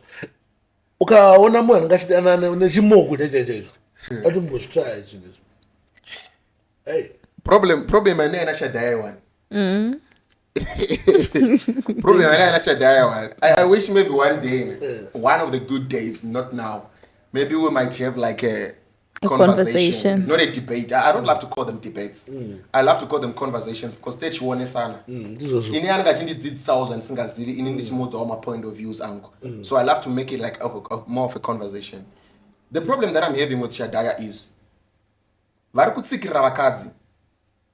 Anditika. Ende zvinoitika mozane zvokuchika. Mu process dzese dzekuva single mother. Mu process dzese dzanozojaja vakadzi. Vakadzi ava hakuna mukadzi anozvagwa ari single mother. Hakuna mukadzi anozvagwa ari in whatever situation iri kuportraywa naShadaya. There is a man who participated in that process. Yeah. That's the problem that I have. Because right now, it's more like Shadaya is glorifying varume, varikuitisa vakadzi ma single mother. masupporters mazhinji aShadaya varume vari irresponsible, vasingachengete vana vavo futi. vakatiza vakadzi, varume kuti vari kuitisa vakadzi. Those are the men who are big. There is no merit man in his mind anoteerera Shadaya because he's preaching a total different gospel. Most of men vasina kuholdiwa accountable to what they did. Vasiri my present fathers, even yango vakasiyana navakadzi vavo. Those are the men who are glorifying the gospel ya Shadaya. Why? Because they are feeling better when Shadaya speaks. They are feeling better with toto vana anofunga sesu. You understand? Feel justified for zvavakaita. No, ini ngatoti kuti pasi pano patikurarama panapa anongona pane varume matsotsi mbavha vanonyepa vanoita sevandase zviriko ndozviriko. So Shadaya ari kuti andika ari kuti zvoni yafanira mudhara imimi mukaita seko makarohwa nenhamo imimi andimugona pane nhamo zvainokudzidzisai handisi kuti nhamo yakanaka handisi kufamba tichiti nhamo yakanaka komana ndozvonamwe mageto chiti nhamo yakanaka yakandisvisa pandiri panapa ndose handisi kubva tati nhamo yakanaka ati nhamo ibve ati ndinda but imi motangu mune zvamunosangana nazvo kana muchinge marohwa nenhamo zvinokuitai mumwe munhu ari different from munhu asina kusangana nenhamo iyi mune umwe urume tese tine umwe urume nezvimwe nemwe character yekuti hatina kumboidzidzira but just because takangokurira kugeto zvitongori matini noti kuti kugeto inofanira kuva nzvimbo yekuti inofanira kuva proud kana pakutaura zvaitwa nemageto youths. No, so Shadaya anenge achiti vakadzi avo vakasangana nezvinhu zvakatimboti vakasangana varume vakadhakwa vakaita zvinhu zvakadhakwa hatisi kuvasekerera varume vavo vakatadza imbwa dzevanhu varume vavo but akuti now rizva kuti yamira sei musikana uyu akutofunga so which means yato problem. But do you know nyange tisingatosozoti yakakonzeswa neishandi but shandiwo the way andotoana varume wewe yakatosiyana nematorero anoita varume chimoko chenyu ichi chisingabva chambosangana nehora iyoyo ukunzwa uyu akasangana nemunhu akasangana akamuonesa hora but ukasangana nemusikana asati ambooneswa hora nemumwe munhu anogona kuita se imimi andimugona kuti ndichijaja based on zvamunotaura zvamunoita mukuratidza kuti mune a pure heart nevakadzi amuagaire andika amuagaire but makadana shandi nhasi makasadaira foni aikatanga kuti atanga varume vakafanana kuvana varume because ane zvimwe zvakamboona kumashure. But Sparks, do you know kuti semunhu akambopinda mumba ndine mamwe macorrections andanawo hakusi kuti ndambokuudza kuti at first ndaifunga kuti varume vese vari bad but right now newanda naye ndane the other version of varume premium signor signor and also ndine zvimwe zvinhu zvandaita mufirst marriage maybe ndo zvakazoita kuti tisvike patiri here I don't know but ndane macorrections andanawo ndane zvimwe zvinhu zvekuti right now signor kana vakandiitira ndakuziva kuti handichadai ndakudai. Thank you. Wana zvakuita uyu just like wine uyu chakuita kuti zvifambe because obviously pane takasangana nemawane zafanira kanzi nzara iyo kukura katakaita tugeto isusu pane geto zvarakatiita zvakanaka nezvakashata now awa manje ave kuti sinyora kaita ngemuva nongoti hando zvinoita varume but now hachanya kuti inge mbeni dzakana kuti ayanozistoitsei akutotolaneta sinyoro but uyu hatolaneta sinyoro because anenge achiti asina mbozviona so ava vana ava masingle mother ava wati zvimwe zvakasangana zvakavaita vamwe vanhu zvokuti igona ngesiri mhosva yavo but vana ava vato izvozvo zvavari izvozvo saka Shadaya anenge achiti no but it's very wrong for you to say kuti hakuna anything good that comes out of like that judgment anenge asvika sei ipapo I think ipapo kuzosvika mu-extremes kwa and same applies nenyaya yamavirgin. I know Shadaya is young and foolish. I've got issues nenyaya dzake dzanotaura dzamavirgin. Understand what I'm saying? You can't make posts on something that makes someone feel less of a woman. Why am I saying so? We need to understand kuti vakadzi vanoluza virginity in different ways. Yeah, sure. You understand? Some women were raped. Vakatorepewa chaiko. You understand? Vamwe ndo vakabatwa kudzimba dzavanogara incest. So kutoti mwana yakabatwa nabamukuru kana nasekuru. And aitauriki nyaya iyoyo. And then mwana uyu now she's not a virgin. And then achaona post yaShadaya. That is degrading women who are not virgins.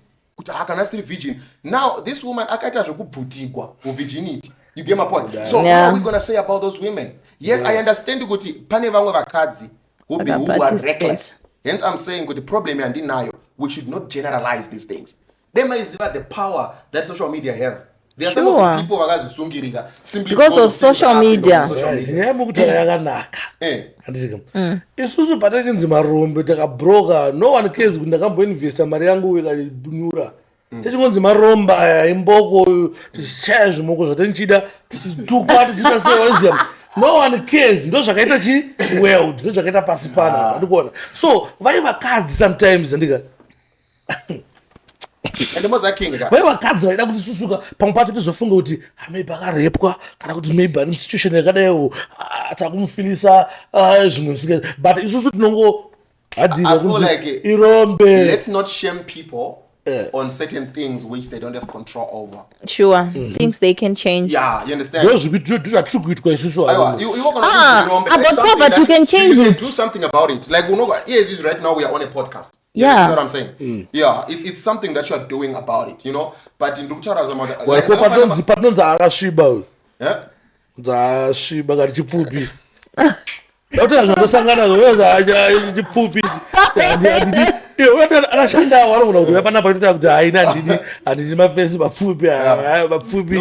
Wogotaka tokufamba. No one cares kuti Sparkens achafila sei ati dega kapfupi kana ndarika achafila sei. But zvichitika manje mozani zvichitika. Zvichitika my preferences. Sure. Imimi mdara motora maybe nebebe ramodoti inini bebe risina magara ndiriri, but that doesn't mean kuti maybe bebe risina magara risina. Koyekadora muneona sei? Ndiana kamesha. Tichigonzi ane kadora. Ndiana kamesha. But utazi kuti vakadzi ava tikona ndo vakayandika statement kuti kadora ene statement noti bo azingaiti noti shoka azingaiti, but unzwa havana basa nazvo kuti munhu andati kadora uyo Achafila sei. So now manje pazoipa manita zitoya kuti zoni munhu asiri virgin ngasaroro pamwe munhu akarepwa. It's different. But isutseko rakabarwa wakadaro mozanyaya idzi dziri different panyaya dzeusensitivity. Yeah. You understand what I'm saying? Kadora doesn't trigger any bad memories because wakazvagwa wakadaro, it's the way that you were born. But kana tichitaura now, listen to me. Kadora doesn't trigger any bad memories. Wanaka wangu. Those are worry, you know. But unozapa ndotora ndipekuchika wangu. Pa ndotora ndipekuti, let's say a girl andichika. Let's say aiva kuchikoro. Achibva kuchikoro msikana basangana varume 4. Ndobva arohwa virginity ndobva wadona. You get my point? Patotaura now your virginity, we should not generalize. We should put it in particular. Kana une musikana waunoziva akapa mpinga virginity, please dana nezita uti musikana akati usati vakadzi vano. Why? Because the moment that you speak about virginity uri kutrigger the moment yaunoti vasikana sera vari virgin vari loose, uyo musikana uyu anobva ane flashback the moment that she was fighting for her life akabakwa navarume 3-4. You understand what I'm saying? Yeah. Ndo zvanotaura nchiti inyangwe ndikanzi ndine chidora andina any flashback yandinayo nechidora changu. Sorry, muona mai chinobva chaitika. Murume wese asati awana mukana wekuita mari, pride yake ndeyokunzi ane iri right kana hombe ukuibata. Zvoti inotozoita kuti nyaya ive sensitive manje wanzi une kadora wosegwa. So unofunga kuti saka vamwe ndambosangana naye vaichemerera nhema here kuti ndo zvinozwa kudya moyo mai unotoshaya confidence. Andokuudza unototya. Tine rimwe dambudziko rekusangana nevarume beside kuti maybe zviri nomawo takasuka takadaro. Tinosangana vamwe varume ndofona vanhu vakawanda because nomboita interview ng'anga maprofesa ndichiti ndofona vanhu varume vakawanda vachiti zvoni ndakushaya simba maybe aroyiwa chaiko chaiko ukunzwa achishandi nobate nyaya iyi. Alright, foni inofana ngairomo ona kuti ubate nyaya yekuti mazuva ano maybe amusana vambosangana nazvo mumasecos amuri because pane pasina zvinhu zvespiritual zvichimboitika masecos wasterik. Ini ndinofonerwa handipedzi mwedzi ndisafonera varume 2-3 anenge achita kuti nhengo yangu ababa ndakanetsa nemukusika girlfriend yangu yakande nhengo yangu haichaite simba, so kukare ndikwandari ndiri kungonzi vana simba. zvikuikirengai kuramba kumuka baba atikona rimwe dambudziko rekuti pamwe wewo andika panongoshinzi anongoita wejongwe andikunzwa pamwe wakaroyiwa but vakadzi tekanzi haiwawo akadora plus vejongwe chichiona but havana basa nazvo vasikana ava kana vakadzi avo kuti zvoni ndichafila sei tiri kungodzoka panyaya tiri kungodzoka papoindi yaRomeo wakanogadzirwa anonzi chi wejongwe or whatever kuti mushini usamuke kugirlfriend dai usina kuenda kugirlfriend dai maive mumba makangogara muri bo right. Plus another issue andinayo ndeyekuti mozaka before isusu savarume we blame vakadzi for my problems atocreator now. I feel like the whole issue here address one on a landscape place address one Shadaya. I feel like if we really want to fix this issue atifani kushema vakadzi for my situations avari.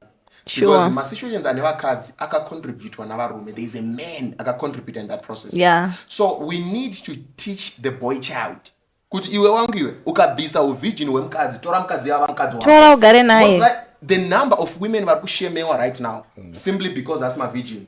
It reflects the number of men. Yeah, ipapo ndowira newo. I think madzidzisiri atoita vanasikana kuchengetedza uvigin. Ndo madzidzisi atofanira vanakomana kuchengetedzawo uvigin hwavo. Nekuti vakabvuta uvigin ngavatore munhu wavabvutira. That means kuti we are not going to have my issues ekuti chi uyu haisi mhandara. Why? Because ari kudana nemunhu akamubvisa umhandara. Because inini I'm a firm believer kuti sometimes when a lady gives up her virginity it's a matter yekuti atobhelieve kumunhu wari kupa virginity kuti apa ndaona imba maybe anenge anyepegwa natsaga. Panongo musikana akamboya palife yange patiktok achichema musikana ye achiti mufesu yakanibhelievisa ndikampa virginity but iko zvino mukomana anza kutoti haita zvawada. Understand what I'm saying? It means kuti the guy was just after the virginity. Pakatora virginity of abaya and at the end of the day tisu manje takutanga kutaura kuti kwanzi musikana asiri virgin ihure but mwana yanga asiri huro. Isusu tisaka contribute in the process. So if isusu savarume we come and have a meeting yavarume kuti no guys, most of the problems kusangana vakadzi today, if we become responsible fathers akuna single mother unomitisirei mukadzi wausinganoita naye mwana. Unomitisirei why uchirova yeke pamukadzi wausingawani uchita family naye. That's wrong. So responsibility inofanirwa kutanga kwatiri isu varume because vakadzi vari easy convince. No, I think papapo mnaiso pabata zvakanaka. What do you mean?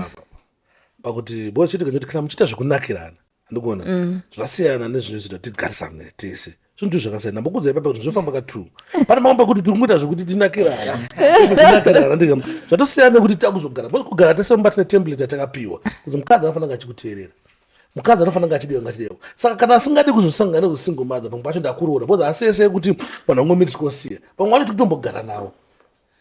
She's a very good example inyaya ino akatombogara navo andikunzwa zvakaitika handizoti ndiyangarongo saexplain ako. I'm not explaining anything. I'm not. But unoona uyu kayo akatombopiwa mukana wekuti ngatigare iyi tagara pamwe maybe pane zvaaitawo asi dautaura side remunhu asipo. Ndakupa example pamwe uyu kayo aisateerera aisawacha aina pamwe akatumwa aisaita sei pamwe utsvina ukana message ndovana zoti ano inini masports ndandetsikana nawo saka uona ngati adresa nyaya idzi ngatitasei maside ese but pakakosha pawataura pandoona inini kuti tichengetedze uvirginity wevanasikana. Wanakomana anofanira kuziva kuti uvirginity hwakewo hwakakosha. Saka zvinongo ndichidza mwana wangu mukomana ini kuti hai wewe ingoti uite nhumbu zvina basa andika obviously iye mukomana andinotsvaga metsi dzake nematricks ake kuconvinza shandi kuti vaitese vareve vese. Mwana mukomana anofanira kuziva kukosha perisi anofanira kuziva kukosha kwakaita iye kwaari uvirginity hwake neuvirginity hwemusikana. No ngambotanga anzwisisa hwake iye ndosaka asinzwisisa kukosha kwemusikana haanei nawo nyangwe akanzi musikana anoita nhumbu andini handiite nhumbu asi iye akaziva kuti inini zvakafanira njikotadzisa inini kuhura kuziva nyaya dzakaita sekuti ngada kutaura umana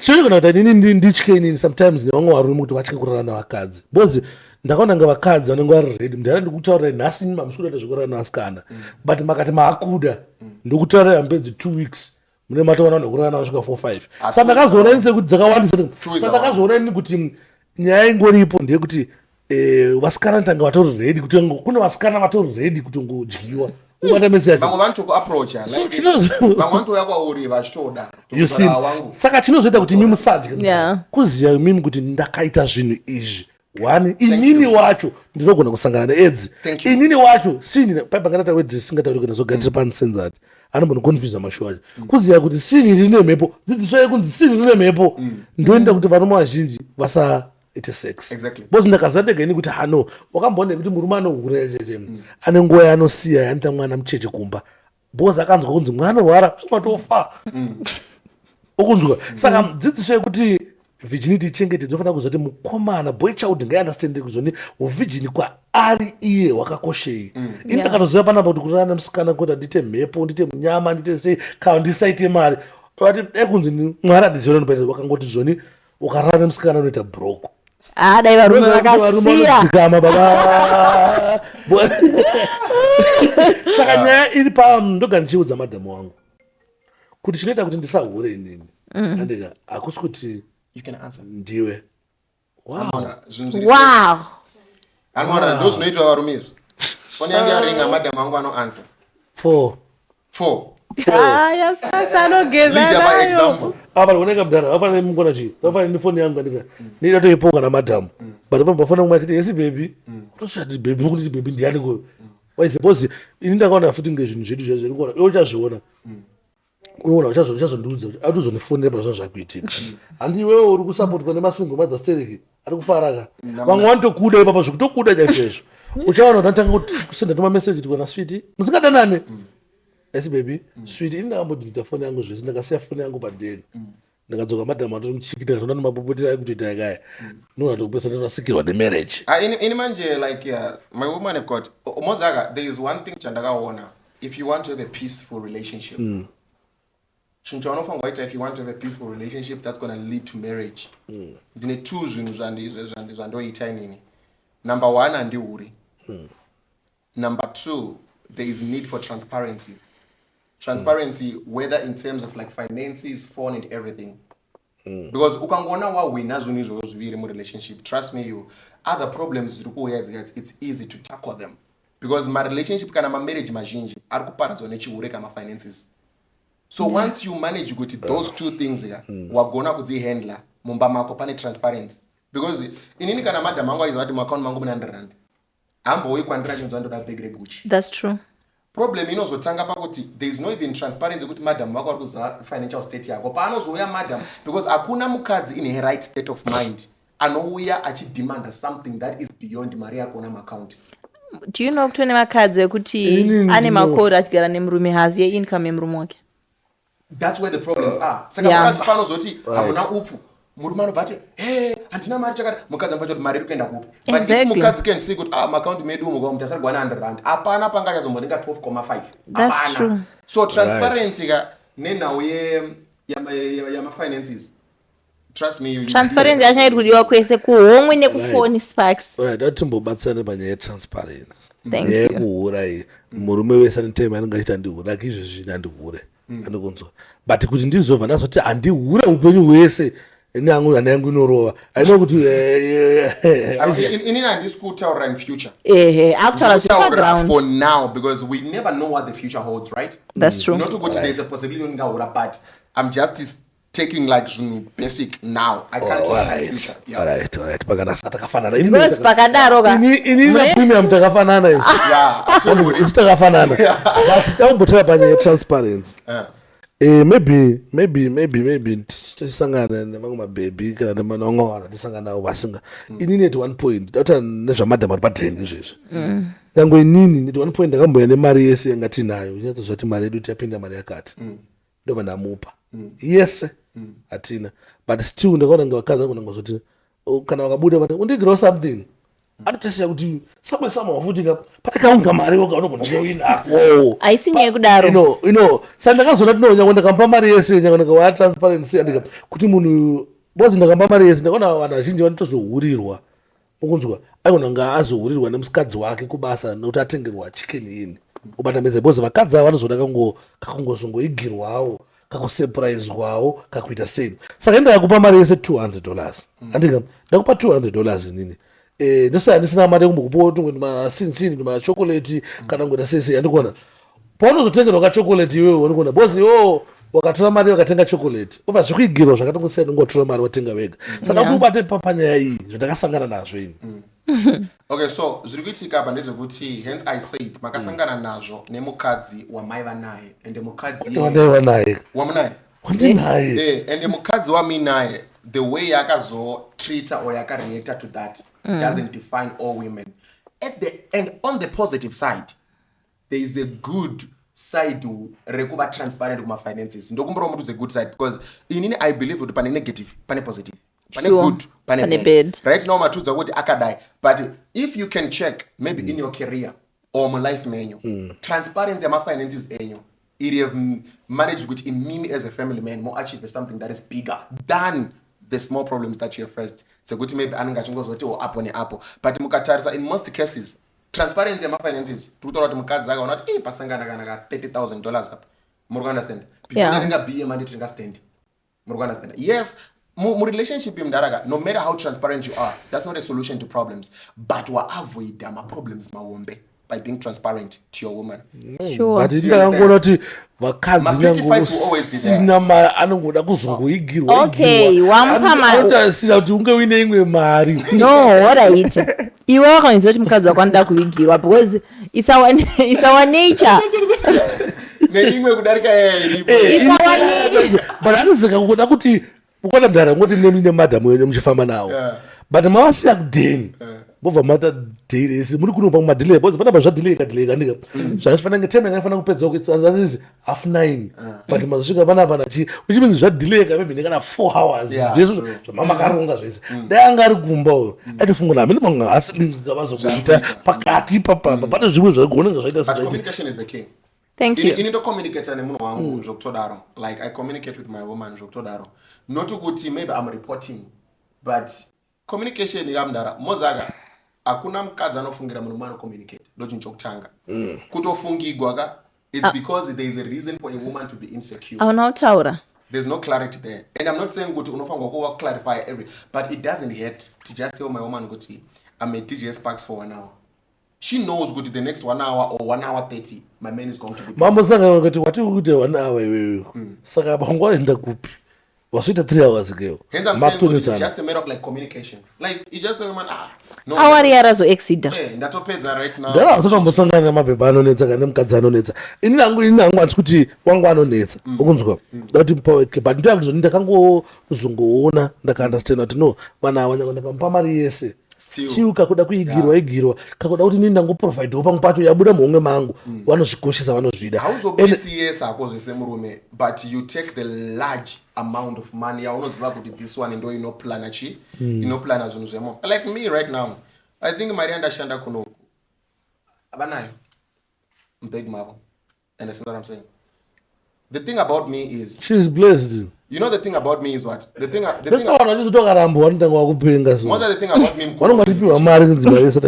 thing about me was andezvetichi ndezvekuti you have to start to treat your just once you don't do husband duties in what I don't believe in those things. When I was looking for a woman I was looking for a wife. Right? So when I'm looking for a wife it means this woman I should treat her like a wife before she becomes a wife because kuindisa mombe kumba kwavo doesn't change my character in same room. Musikana want to die naye right now ndogona kumutita sehure because ndisanda muroora jimuita zvinhu zvekunze but trust me kuindisa mombe kumba kwavo doesn't change the way that I should treat her. So if I'm going to treat my woman with respect today with transparency and everything musi wandozoindisa mombe kumba kwavo hapana any need of adjustments yekudaro. Why? Because we have been living this life in nemunhu wangu. We are simply making it official traditionally kuti aiwa imimi matova mainyoni but tungo continue with the respect pesi yataifamba nayo transparency yataifamba nayo ndo relationship kuti anenge ava fruitful. Zviya zvekuzoti iwe uri mukadzi uri kudherera munhu waurozorogwa naye trust me hapana pauchazomborespecta munhu wakadherera neboyfriend first because ndakamboudza munhu ndikati kudanana as a boyfriend and girlfriend zvakafanira kuti muri kuhigh school mukaona maroorana magraduatesana from high school to university. So iwewe ukaona munhu achikumistreata in a boyfriend and girlfriend first trust me that person is going to do worse mamo marriage because anenge akutowa wake tiparare kuharare kunoku nevasikana kuharare kunoku Dara musazviitsa ida kukutsura musati masangana nazvo kuara akuitwa izvozvo vasikana vanopinda murima maiziya kushayika kuti musikana nengodzadaira foni apaita nebhegi maybe ina ndinotanga nekumpa mari andotanga nekumpa mari akazopuwa mari on the line. You know what I'm saying? There are certain things that you see as you are dating a woman. Okay, Yeah. this is the kind of woman that I can build with. This is the kind of woman who is disciplined, responsible, and everything. Aungotangi nokungovomoka ukapa baby mara akuna zvakadaro. kunoku kuharare kunoku da kukuudze my father vasikana vepaharare panapo vanonyepa vanodisguise vanogona mugona kuita Iwo rusana nemageva iwe. andisina ndakasangana nazvo inini ndazosangana nevanhu indonzwa nyaya dzevanhu kudhara inini kubasa kwangu kuteerera nyaya dzevanhu nekubvunza nyaya dzevanhu nekungonzwa nyaya dzevanhu nekubasa kwangu inini baba vanhu ari kuvharwa panapo navasikana kunzi musikana uyu azokuvhara mari ndanane 3 months 4 months chidana naye ndanane gore idana naye azongoenda kuuk nemari yese angoziva mari yese bhatora bvaenda zvakawanda vatusangana nazvo panapa maybe kana uchinge uri kunzvimbo dzakaita sana namasvingo nzvimbo dzimwewo dziri kunzo haikuona kuti Mozambique background yakakosha necontext yakakosha. Background necontext yakakosha mkuru wangu. Where people met, how people met. Mozaka zvakafanana Mr. Sparks. Inini right now ndikarora musikana wangu right? Andina kumurora because atiziswa. Ndamurora because ndomuda. I see her as a wife, right? Yeah. Marriage yangu nemusikana wangu yakatosiyana by far nemunhu akamitisa akatiziswa. Munhu akamitisa akatiziswa ka everything happened panguva isiri yake. This person was not ready to be a father or a husband. So mukadzi yeye anopinda marriage with that type of a man. Trust me she will forever cry achiti marriage inogozha. Chinhu chiri kunyanya kuaffect apa how these people got together. There is always a background issue. Vanhu vakaroorana in agreement zvokuti we are ready, let's do this thing. Most of the problems dzinozotouya vanenge vatozviita foresee, and in most cases vanenge vatosolve some of the problems before they even come. What? Katoda nemusikana munofanira kuzoita bonde after nguva yakareba Hazvina time, hazvina formulas yet. bosi zvizoitika ndikudayo ukona vanhu vakuru bosi bonde zvinoitika pabonde anogona mamarriage mazhinji nemasingle mothers akazhinji kacho zvakangoitika panguva yangu wangotika tingoite bonde vakawanda vacho pamwe maybe vangoita bonde iprotector yaputika kana kuti zvinhu zvangoitika zvino zvangoitika zvawirirana zvoitika mwanhombo yapo vatotisa kuroverana zvazoramba mwadzokera kumbaita saite saka ona kuti muzoyatsove ready kuti maaredi masituation mazhinji haari tricky kuti asvike ikoko because mamarriage mazhinji kazhinji kacho vanhu even mamarriage yecheyo vanhu vazhinji vanhu vakaroorana zvokuti aredi babaka pavarume 10 noona kuonana 3 unokatoti takuchata takudai. And I want to be among those 3. The way that I'm so positive nayo inini moza Mr. Sparks vanachona mfana nomborwadziwa ndakaroswa navakadzi big time but handina bitterness. Inini ndakaroswa navakadzi zvimwe zvokutoti dendirini munhu ari kuita content yakuti nechita vakadzi vose mahure. The way ndakaroswa last number that I'm not going to talk about now because atingambozo but ndakarotswa big time zvokuti vanhu vanogona kuteerera content yangu vanogona kuti mfano yachasangana nazvo ndakasangana ne the west. But still I am a firm believer ukuthi musikana wandakasangana naye akandirwadzisa to that extent is not the same with this one andosangana naye. That's true. The same applies in neni. You understand what I'm saying? So vanhu havafanani. And another principle yandinawo inini ndeyekuti if you want something that works for you ndeyekuti never get in bed nemunhu wausingaoni as the father of your kids or your husband. Okay. Because ndo panobvira usingle mother ipapo. Ndakamuzati bhaibheri kuti chii bhaibheri rinotaura kuti pfuma nezvimwe zvese zvinobva kuna vabereki but mukadzi akanaka anobva kuna Mwari because mukadzika asi mafanizi vakadzi havasi mafanizi asi mafanizi Mwari vakatozva kuti ndino chini chikaiti munhu ndakumupa inini ndino bhaibheri zvandaura kuti anzarora mukadzi awadaura machambusi if usandiora pamoto kutsvaga venevhiya pacho ndakabva kuita rafuandinakwanza kuti chechedzai zvinhu chigoma kwazvakaita kutsvaga mari kunoneka sirivheri nendarama nedzimba nemwembe nezvese zvakadzi Mwari vakati zvinokwanisa kuzviwana zvinhu izvizvi kuvabereki asi mukadzi akanaka anobva kuna Mwari zvofanira zvona zvinoratidza kuti zvozvo kuti mukadzi picture yoyo mukadzi asi mafanisi kuwana anyway mndara tinoda tichipedzisa temeri yafamba I think taana 1 hour 30 minutes but last question zvakawanda zvandinazvo ndakasipoza tutaurisa kumashure uko and I'm sure kuti pamwenda South Africa makazodzoka mona sombopfura futi nepanapa ngafana singaite pfungo dzenyu and I know kuti nemasingle mother munowirirana singaiti mabest angu mapremium masponges magafa matop soup exactly but still vana vakudana varume one mahure inini I'm not going to sugarcoat chihure kana uri single mother rodani murume womunhu chihure zvakafanana nemasingle mother single father chihure ina handi sugarcoat whether uri single mother or whatever there is no benefit mukudani murume womunhu ndakambodza vanhu ndikati kudani murume zvakafanira kuromba unonagwa to a certain period but pane pazvichadzoka you understand what I'm saying? So single mother ndane murume womunhu chihure it doesn't make sense to me because right now it's more like you are putting yourself again in a situation where you're going to be a single mother of two. Why? Because murume yakakumikisa kudzokera mukadzi wake that means vana vaviri vasina baba. So I feel like every single mother kana uri single mother ane mwana one learn from whatever that happened before. Kana ma standards ako angari up awakashandisira pana baba womwana vakazokusiya you need to upgrade them because chinhu chinoitika ndechekuti vanhu vari kudzokera muma same situations vachidana with the same person but different bodies. Why? Because ma standards ake ari kuattracta that same person. Chinhu chinoita kuti attracte vanhu vari different, it's your standards.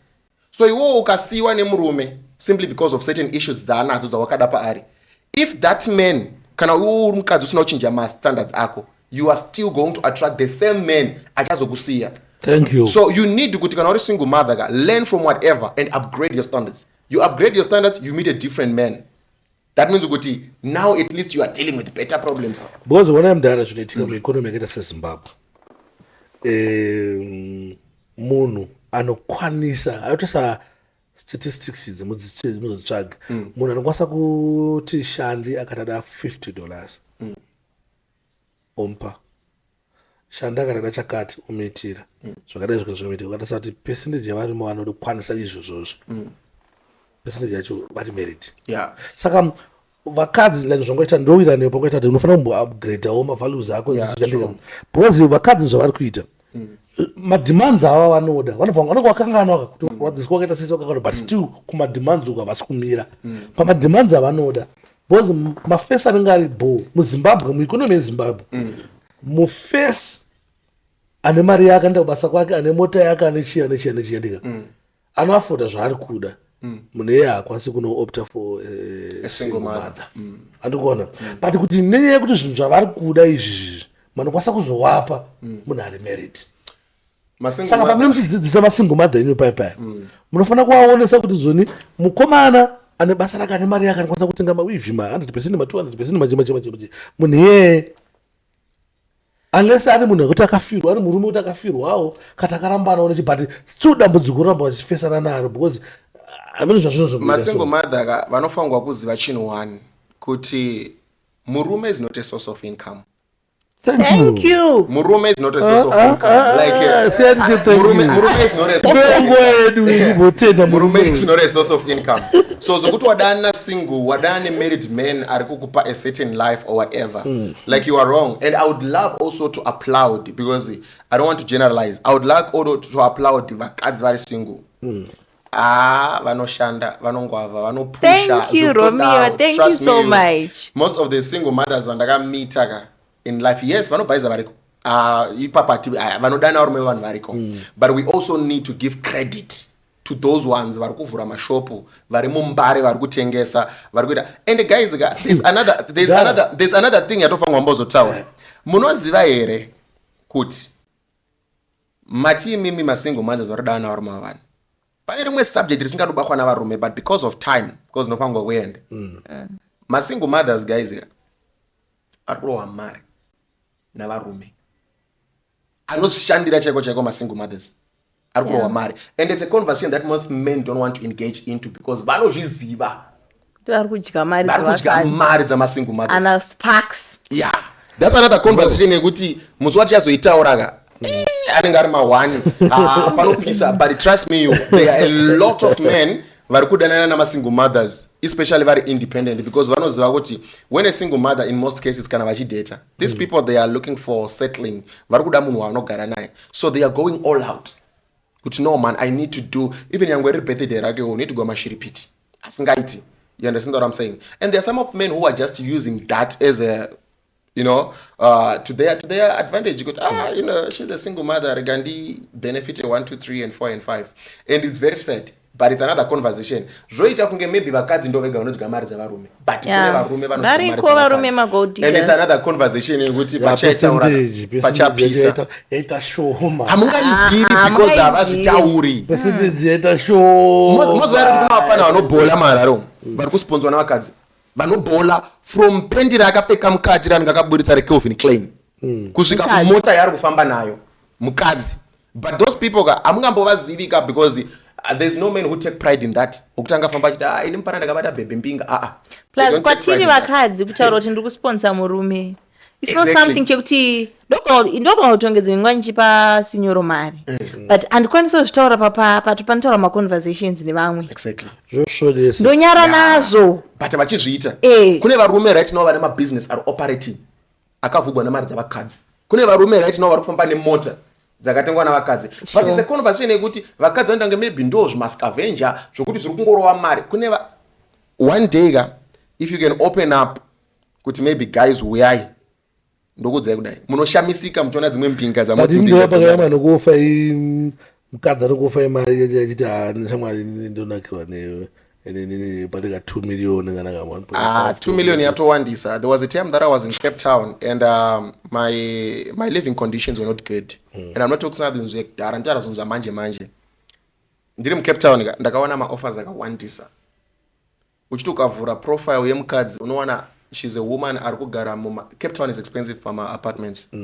Munatorara maimwe life iri kumberi zvekudaro. That person achitokudara aiwe uya uchinyatsonati apa ndikasvika pane ndichivhura gate neface face recognition ndichiofewa zvese zviya but anambotora situation yangu ndichitonetsekana data ndiri paCape Town apa but vanhu vachitokuofa ndakutengera TV ndakutengera mubhedha but andosara zvinhu zvekudhara ndara inyangoti anga hatingazovhura edu madm because panapa nepa DJ Sparks vanozana namazita but it's something chokuti I was going to show you kuti these things ndosangana nazvo all the time and sometimes inini I'm not yet financially stable zvekuti kwanzi ndikatonzi ndine mari andina I'm just a ghetto youth ruri kuzama you get my point. So ndotowana vamwe vakadzi vokutoti vantu vane mari dzokutoreba dzokudaro dzokuti I know kuti ndikadana nemunhu yandishandi then chigara muflat ndikoita my life is varese ndisina kana chandowara nacho. Why? Because most women they just love that thing yekuti ndikudana nemunhu ari paspotlight. To them it's enough. And as long as you are taking my videos nama pictures nayo uchimposta to her it's okay. As long as muchitrenda to her it's okay. Most women they don't mind. And anokusponsor kubva kumota brugwa remukati everything. So my offers kana uchitwa munhu pa social media you know what I'm talking about. That's true. You know what I'm talking. My offers anotopinda. Pane vamwe vaitoya kwandiri vachondikwanza usikudere kuya ku UK ndikuita service. A lot, I think there are about 3 ladies vakauya kwandiri. Umwe waiva ku America umwe ari ku UK. 2 vari ku UK. Vachondikwanza we can do that inonzi but ndana munoziva kuti zoni spousal visa chichichi kangoka advice munoziva kuti mwari madestiny yopanonza munhu havauye mwari vachifamba iwo wega unoziva kuti vanotounza munhu inini destiny helpaka. Okay, so madestiny anosiyana. Destiny inosiyana nedefinition of your success. Inini munhu ari kuda kusimudza ngokuyo vanouya newe yakasiyana muinbox menyu momo inzweka mdala destiny helper yangu mukazi under family. That's my destiny. Inzweka mdala nyari panapa imimi fan base yenyu vanimukona vazhinji vacho vakadzi saka obviously vanhu vachaida kusimudza ichichichiandika vakadzi izvi zvasiyana izvi kuno magangsters mageto youths machi saka imimi zvamunoita munhu akatenda visa ku amai wanototera ndakatomadeclina munotera varitonge vari lonely zvekudaro. Ndakatomadeclina my spousal visa just that like I can't go into my TikTok my messages anenge ari kure zvekutodaro so because ini manje zvinoitika kuti vakadzi if ever the message is not about business because animozoti kana uri on social media inokuratidza unotoverenga message yese but paunozoti approve ndopaunotanga kuchata nemunhu so ndotomaverenga mamessages andoti uyu ndotosiyana naye, so ndiri kumavhura ndosiyana nawo, but inini that's not what I want as a man. Ini ndikuda mukadzi that I'm gonna build a family with, and then we become a very beautiful couple, tichishanda whatever ngwavha kwatoite kune mari shoma yatowana, we create our own happiness, that's it. Ndo my dream inini. I just want to be a family man. Zvinotoitika. Yeah. Ndichita kuti pasazotika situation yekuti unozotorwa chimoko chako nemara. Ayo akaenda moza ini baby kabaya. Anana problem nazvo. Why? Everything zvatara pana. Ndichange ndakazvichengetedza painternet. Yeah, and ndo panozopinda chichi. But moza zvinoitika DGS panozotichika. The funny part ndeyekuti inini my character. Character, andingati character is contagious, but character yangu inini is a character yamsikana ndodana naye. Just because I'm a family man who is focused doesn't mean that every woman anopinda muupenyu wangu at some point anofanirwa kushare the same values. Ndosuka muchizoona kuti kune vakadzi vanorura vari mantu wabo, but we can't laugh at the men aurigwa kuti wakazourigwa nemukadzi. Haisi problem yangu, ihure rarahura and handizivi zvaita kuti ahure. So that's not my problem. So hence I said kuti even if it comes a point in life yokuti bebe rangu razotogwa nembinga rakabirawo mbinga rikatogwa rikabaya, for me it's not a loss. Mbinga itori handsome kuti mbinga ifumwa mbinga yona kuya itingofamari chete, and that's very possible. Anongachitowa munhu ari bo anoteerera anonzwisisa akari handsome obva zvoti mari moza anototora baby, moza zvinoitika anototora baby, but moza ininika ndiri munhu anobelieve kuti whatever that is meant for me will always be mine. Sure. Whether in business, relationships, even nyangwe nhasi unozganzi ndamuka ndaparadza nebhebhi rangu, I will never stop preaching the gospel and preacher. I will still preach it more, and I will still stand for women who are still decent, because musikana undodana it doesn't define vasikana vese. Kana kandihurira and I can't go on social media and say vasikana mahure. No, there's still that remnant of decent women. Then they still need somebody to talk. You understand? So inini musikana uwa ndodana naye ndotokudza kuti pane hombe muchazo handizoti amunosangana naye sei, but pane hombe yakatomboitika that I'm not going to talk about now because of time. You know what I'm saying? Pane hombe yakatomboitika. You know what I'm saying? But bring it to it's not time. we need to go. Kumoti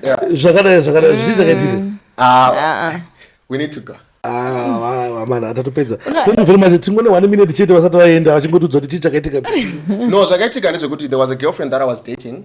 Musikana wadadana naye. And that girl was a Zulu, she was South African. Right. Yeah. And I think we dated that was a long time ago though. I think it's 2 years ago. Yeah. You know, they had names for about 2 or 3 years. And our relationship was like public. And the same Romeo that I am to my woman is the same Romeo that I was to that lady. Okay, it was more of a long distance relationship because in that gara Joburg, iachigara ku Pretoria. So the girl like had more space and more room to do whatever. And then when I fara booze zokutodaro. You understand what I'm saying? So there was a time where agazo vanenumbu. And obviously remember our relationship was public. So kunda ngofunga maybe ndinda score. You understand what I'm saying? Kandi to find out later. Okay, paka tungutanga kuya rumors. Ekutonga wangu baby rako iri kumainzana 1 2 3 and 4 and 5 and 6. Understand? And kana uri murudo in most cases unongodada wa Thomas ukuthi uri kuda kuzvionera because ndaiva ne access ku phone ya baby ameno zvinhu zvakaitamba sei. Go to DNA test ndikwana mwanasi wangu. Ndosaka ndichiti ini ndakatomborwadziswa ne baby zvokutodaro. Zvokutotika akuna pain inodarika kupuwa mwanaziri wako nemusikana. Chirozana chokwadi. Muri understand? But still even after that ndandisana ndombotanga content yandiri kuita. Content yandiri kuita yavakadzi ndakaitanga I think on February this year. Oh. Yeah, this year. So whatever experience ndakaita, it didn't change me or andina kuvhiwa vakadzi in that manner. Yokuti ningatoti vakadzi mahure vanopaura no. Amona muchitongona semaona Twitter but mimi ya content kwakupasa. No. It's not content. Most of the younger content denda uya pana pandiri ready. Inini yangu mkanimutsa na 12 mkati ngati engage. That's what I believe. You don't need to prepare on your beliefs. Yeah, sure. The only thing that you can prepare on is something that you can read to conspire assignment ya mangwana yakadai. Inini right now nyango mkanditi totaura pana hapa 10 hours. I will still be this fluent. This is who I am. This is what I believe. I'm sharing my beliefs, my principles, and my perspective with the people. Those guys shingo Buddha. Yes. Thank you very much. Sorry, Shamwari. Aiwa, zviriko. But wamsina kuiwana nyaya. Wamsina kuiwana. No, ona chichaitika nje kuti ndanga ndichinyanyofocusa newe sterek panyaya zvakachitsvaga sterek. Ayo inotova juicy zvokutodita tine nguva ka. Because ina angongona chi ndaingonzwawo wangonoona achingona mavideos yako ari paside panana munambo kufocusa kuti okay. Pambana unangonzwa voice ita yakuzona masingo manza mape mari noti hayi vanopenga ndipo mari. You understand the way I go dismiss nyaya dzako, but shout out to Dr. Wanda. Vakatoti explain it. Puta kana katombo ignore. Ya dzawo dzawaita kuti mvana kadai. Unoziya mani Sparkens ndakati no mvana nzikumuketa out. Vazo nditi phone na futhi kanzi ona link iro. Yeah. Tsapa ndakazoenda ndo pasitanga yazoto but mpechi no ndangitsingawira nangu nezvimwe zvari kutaura but zvari kutaura zvofana zvinhu zvotofana kuconsider because zvikusangana nevanhu understand. Saka big up yourself. So ndakabva nangoluzawo hangu ipapo pamuzulu, but man it was not a loss actually, because unoziva pane zvimwe zvinhu zvokuti kune zvimwe zvinhu zvakanaka zvokuti hausangani nazvo kana uchiri baby yapano baby come oyo come sirong mati susu masinguru todiko mati masinguru todiko. I would love to believe with him. I was not gonna meet this beautiful lady here if ever I was still stuck in that relationship. That's true. Pane rimwe doro fangwa kuvharika. Rimwe rivhurike. So ndakasingadi kuti nditaure munhu asipo. So that you guys you can see kuti ayo mwari vane nyasha. And mwari vane nyasha. Ava ndo Madam Premium. Tangoti kuti but iwewe naMagic matitidiko komadumgovhara masocial media platforms enyu December. Pane hombe ziri kutobuda. There's a lot that is coming, guys. You just have to look out for a lot of projects. Even right now, pane project Rataita. It's a very good project. Okay. Yeah, Ramilano. It's a music video shoot, but it's very beautiful. You guys should look out for that one as well. But yeah, man, it's a beautiful journey. I'm happy. Wambo wesonge kuzoni ndikambonzwe rimwe statement ekuti usazondidaro shamwari wandaiona yaida kundidyira salari.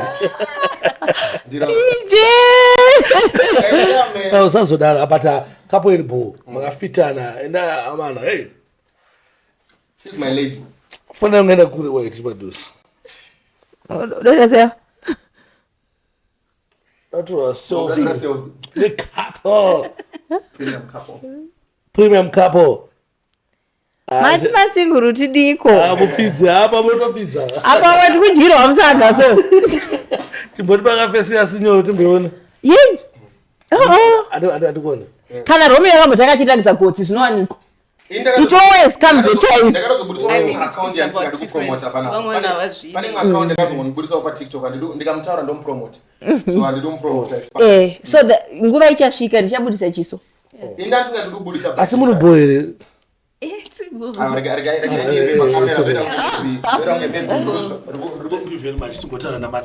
One minute. Saka in short unoona kuti explain kuti munhu akaita sei Premium. Ndingangoti zvangori pa social media like he's genuine. What he says is what he does. Kuti hapana zvimwe zvamuchaona nyange pakaya pakaofa nyaya dzemari dzamuchatore nekuti munoguzikana neurombo hwainawo. Ndichi right. Tarapa make chinyazo kukunzwa. Ndichi right. Audo ere murume ane mari. And are right here one night. Plus I also work. Yeah. Four. I wish you the best. I wish you the best. I know mukumhanya kwamuri kuenda kure. Mufamba zvakanaka. Makarambana tikunetsana. Mambo yamadeo murambana. Tozona picture live baba. Live. Tozona picture rakadrewa chinchakayozotandawana. Asisiri. Mazono kwani chi application chino clear akabvisa munhu. Ndatora picture ne Sparks. Ndinokubvisa. Just a TikTok video so. Oh, right. I'm really happy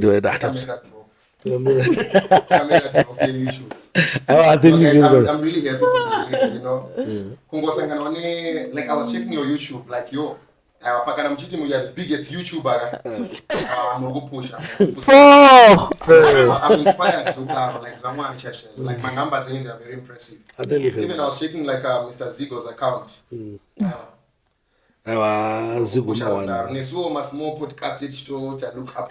But ndaona imwe wairova sobo ndakazenda kutsvaga more about wewe amukupisa pakakuti amukupisa mufana kuzongouya kuFacebook kuYouTube musangowandire ku TikTok yenyu iripo TikTok yenyu yasimba but ndingowandirewo kuti kuFacebook kune Facebook ine masingle mother baba.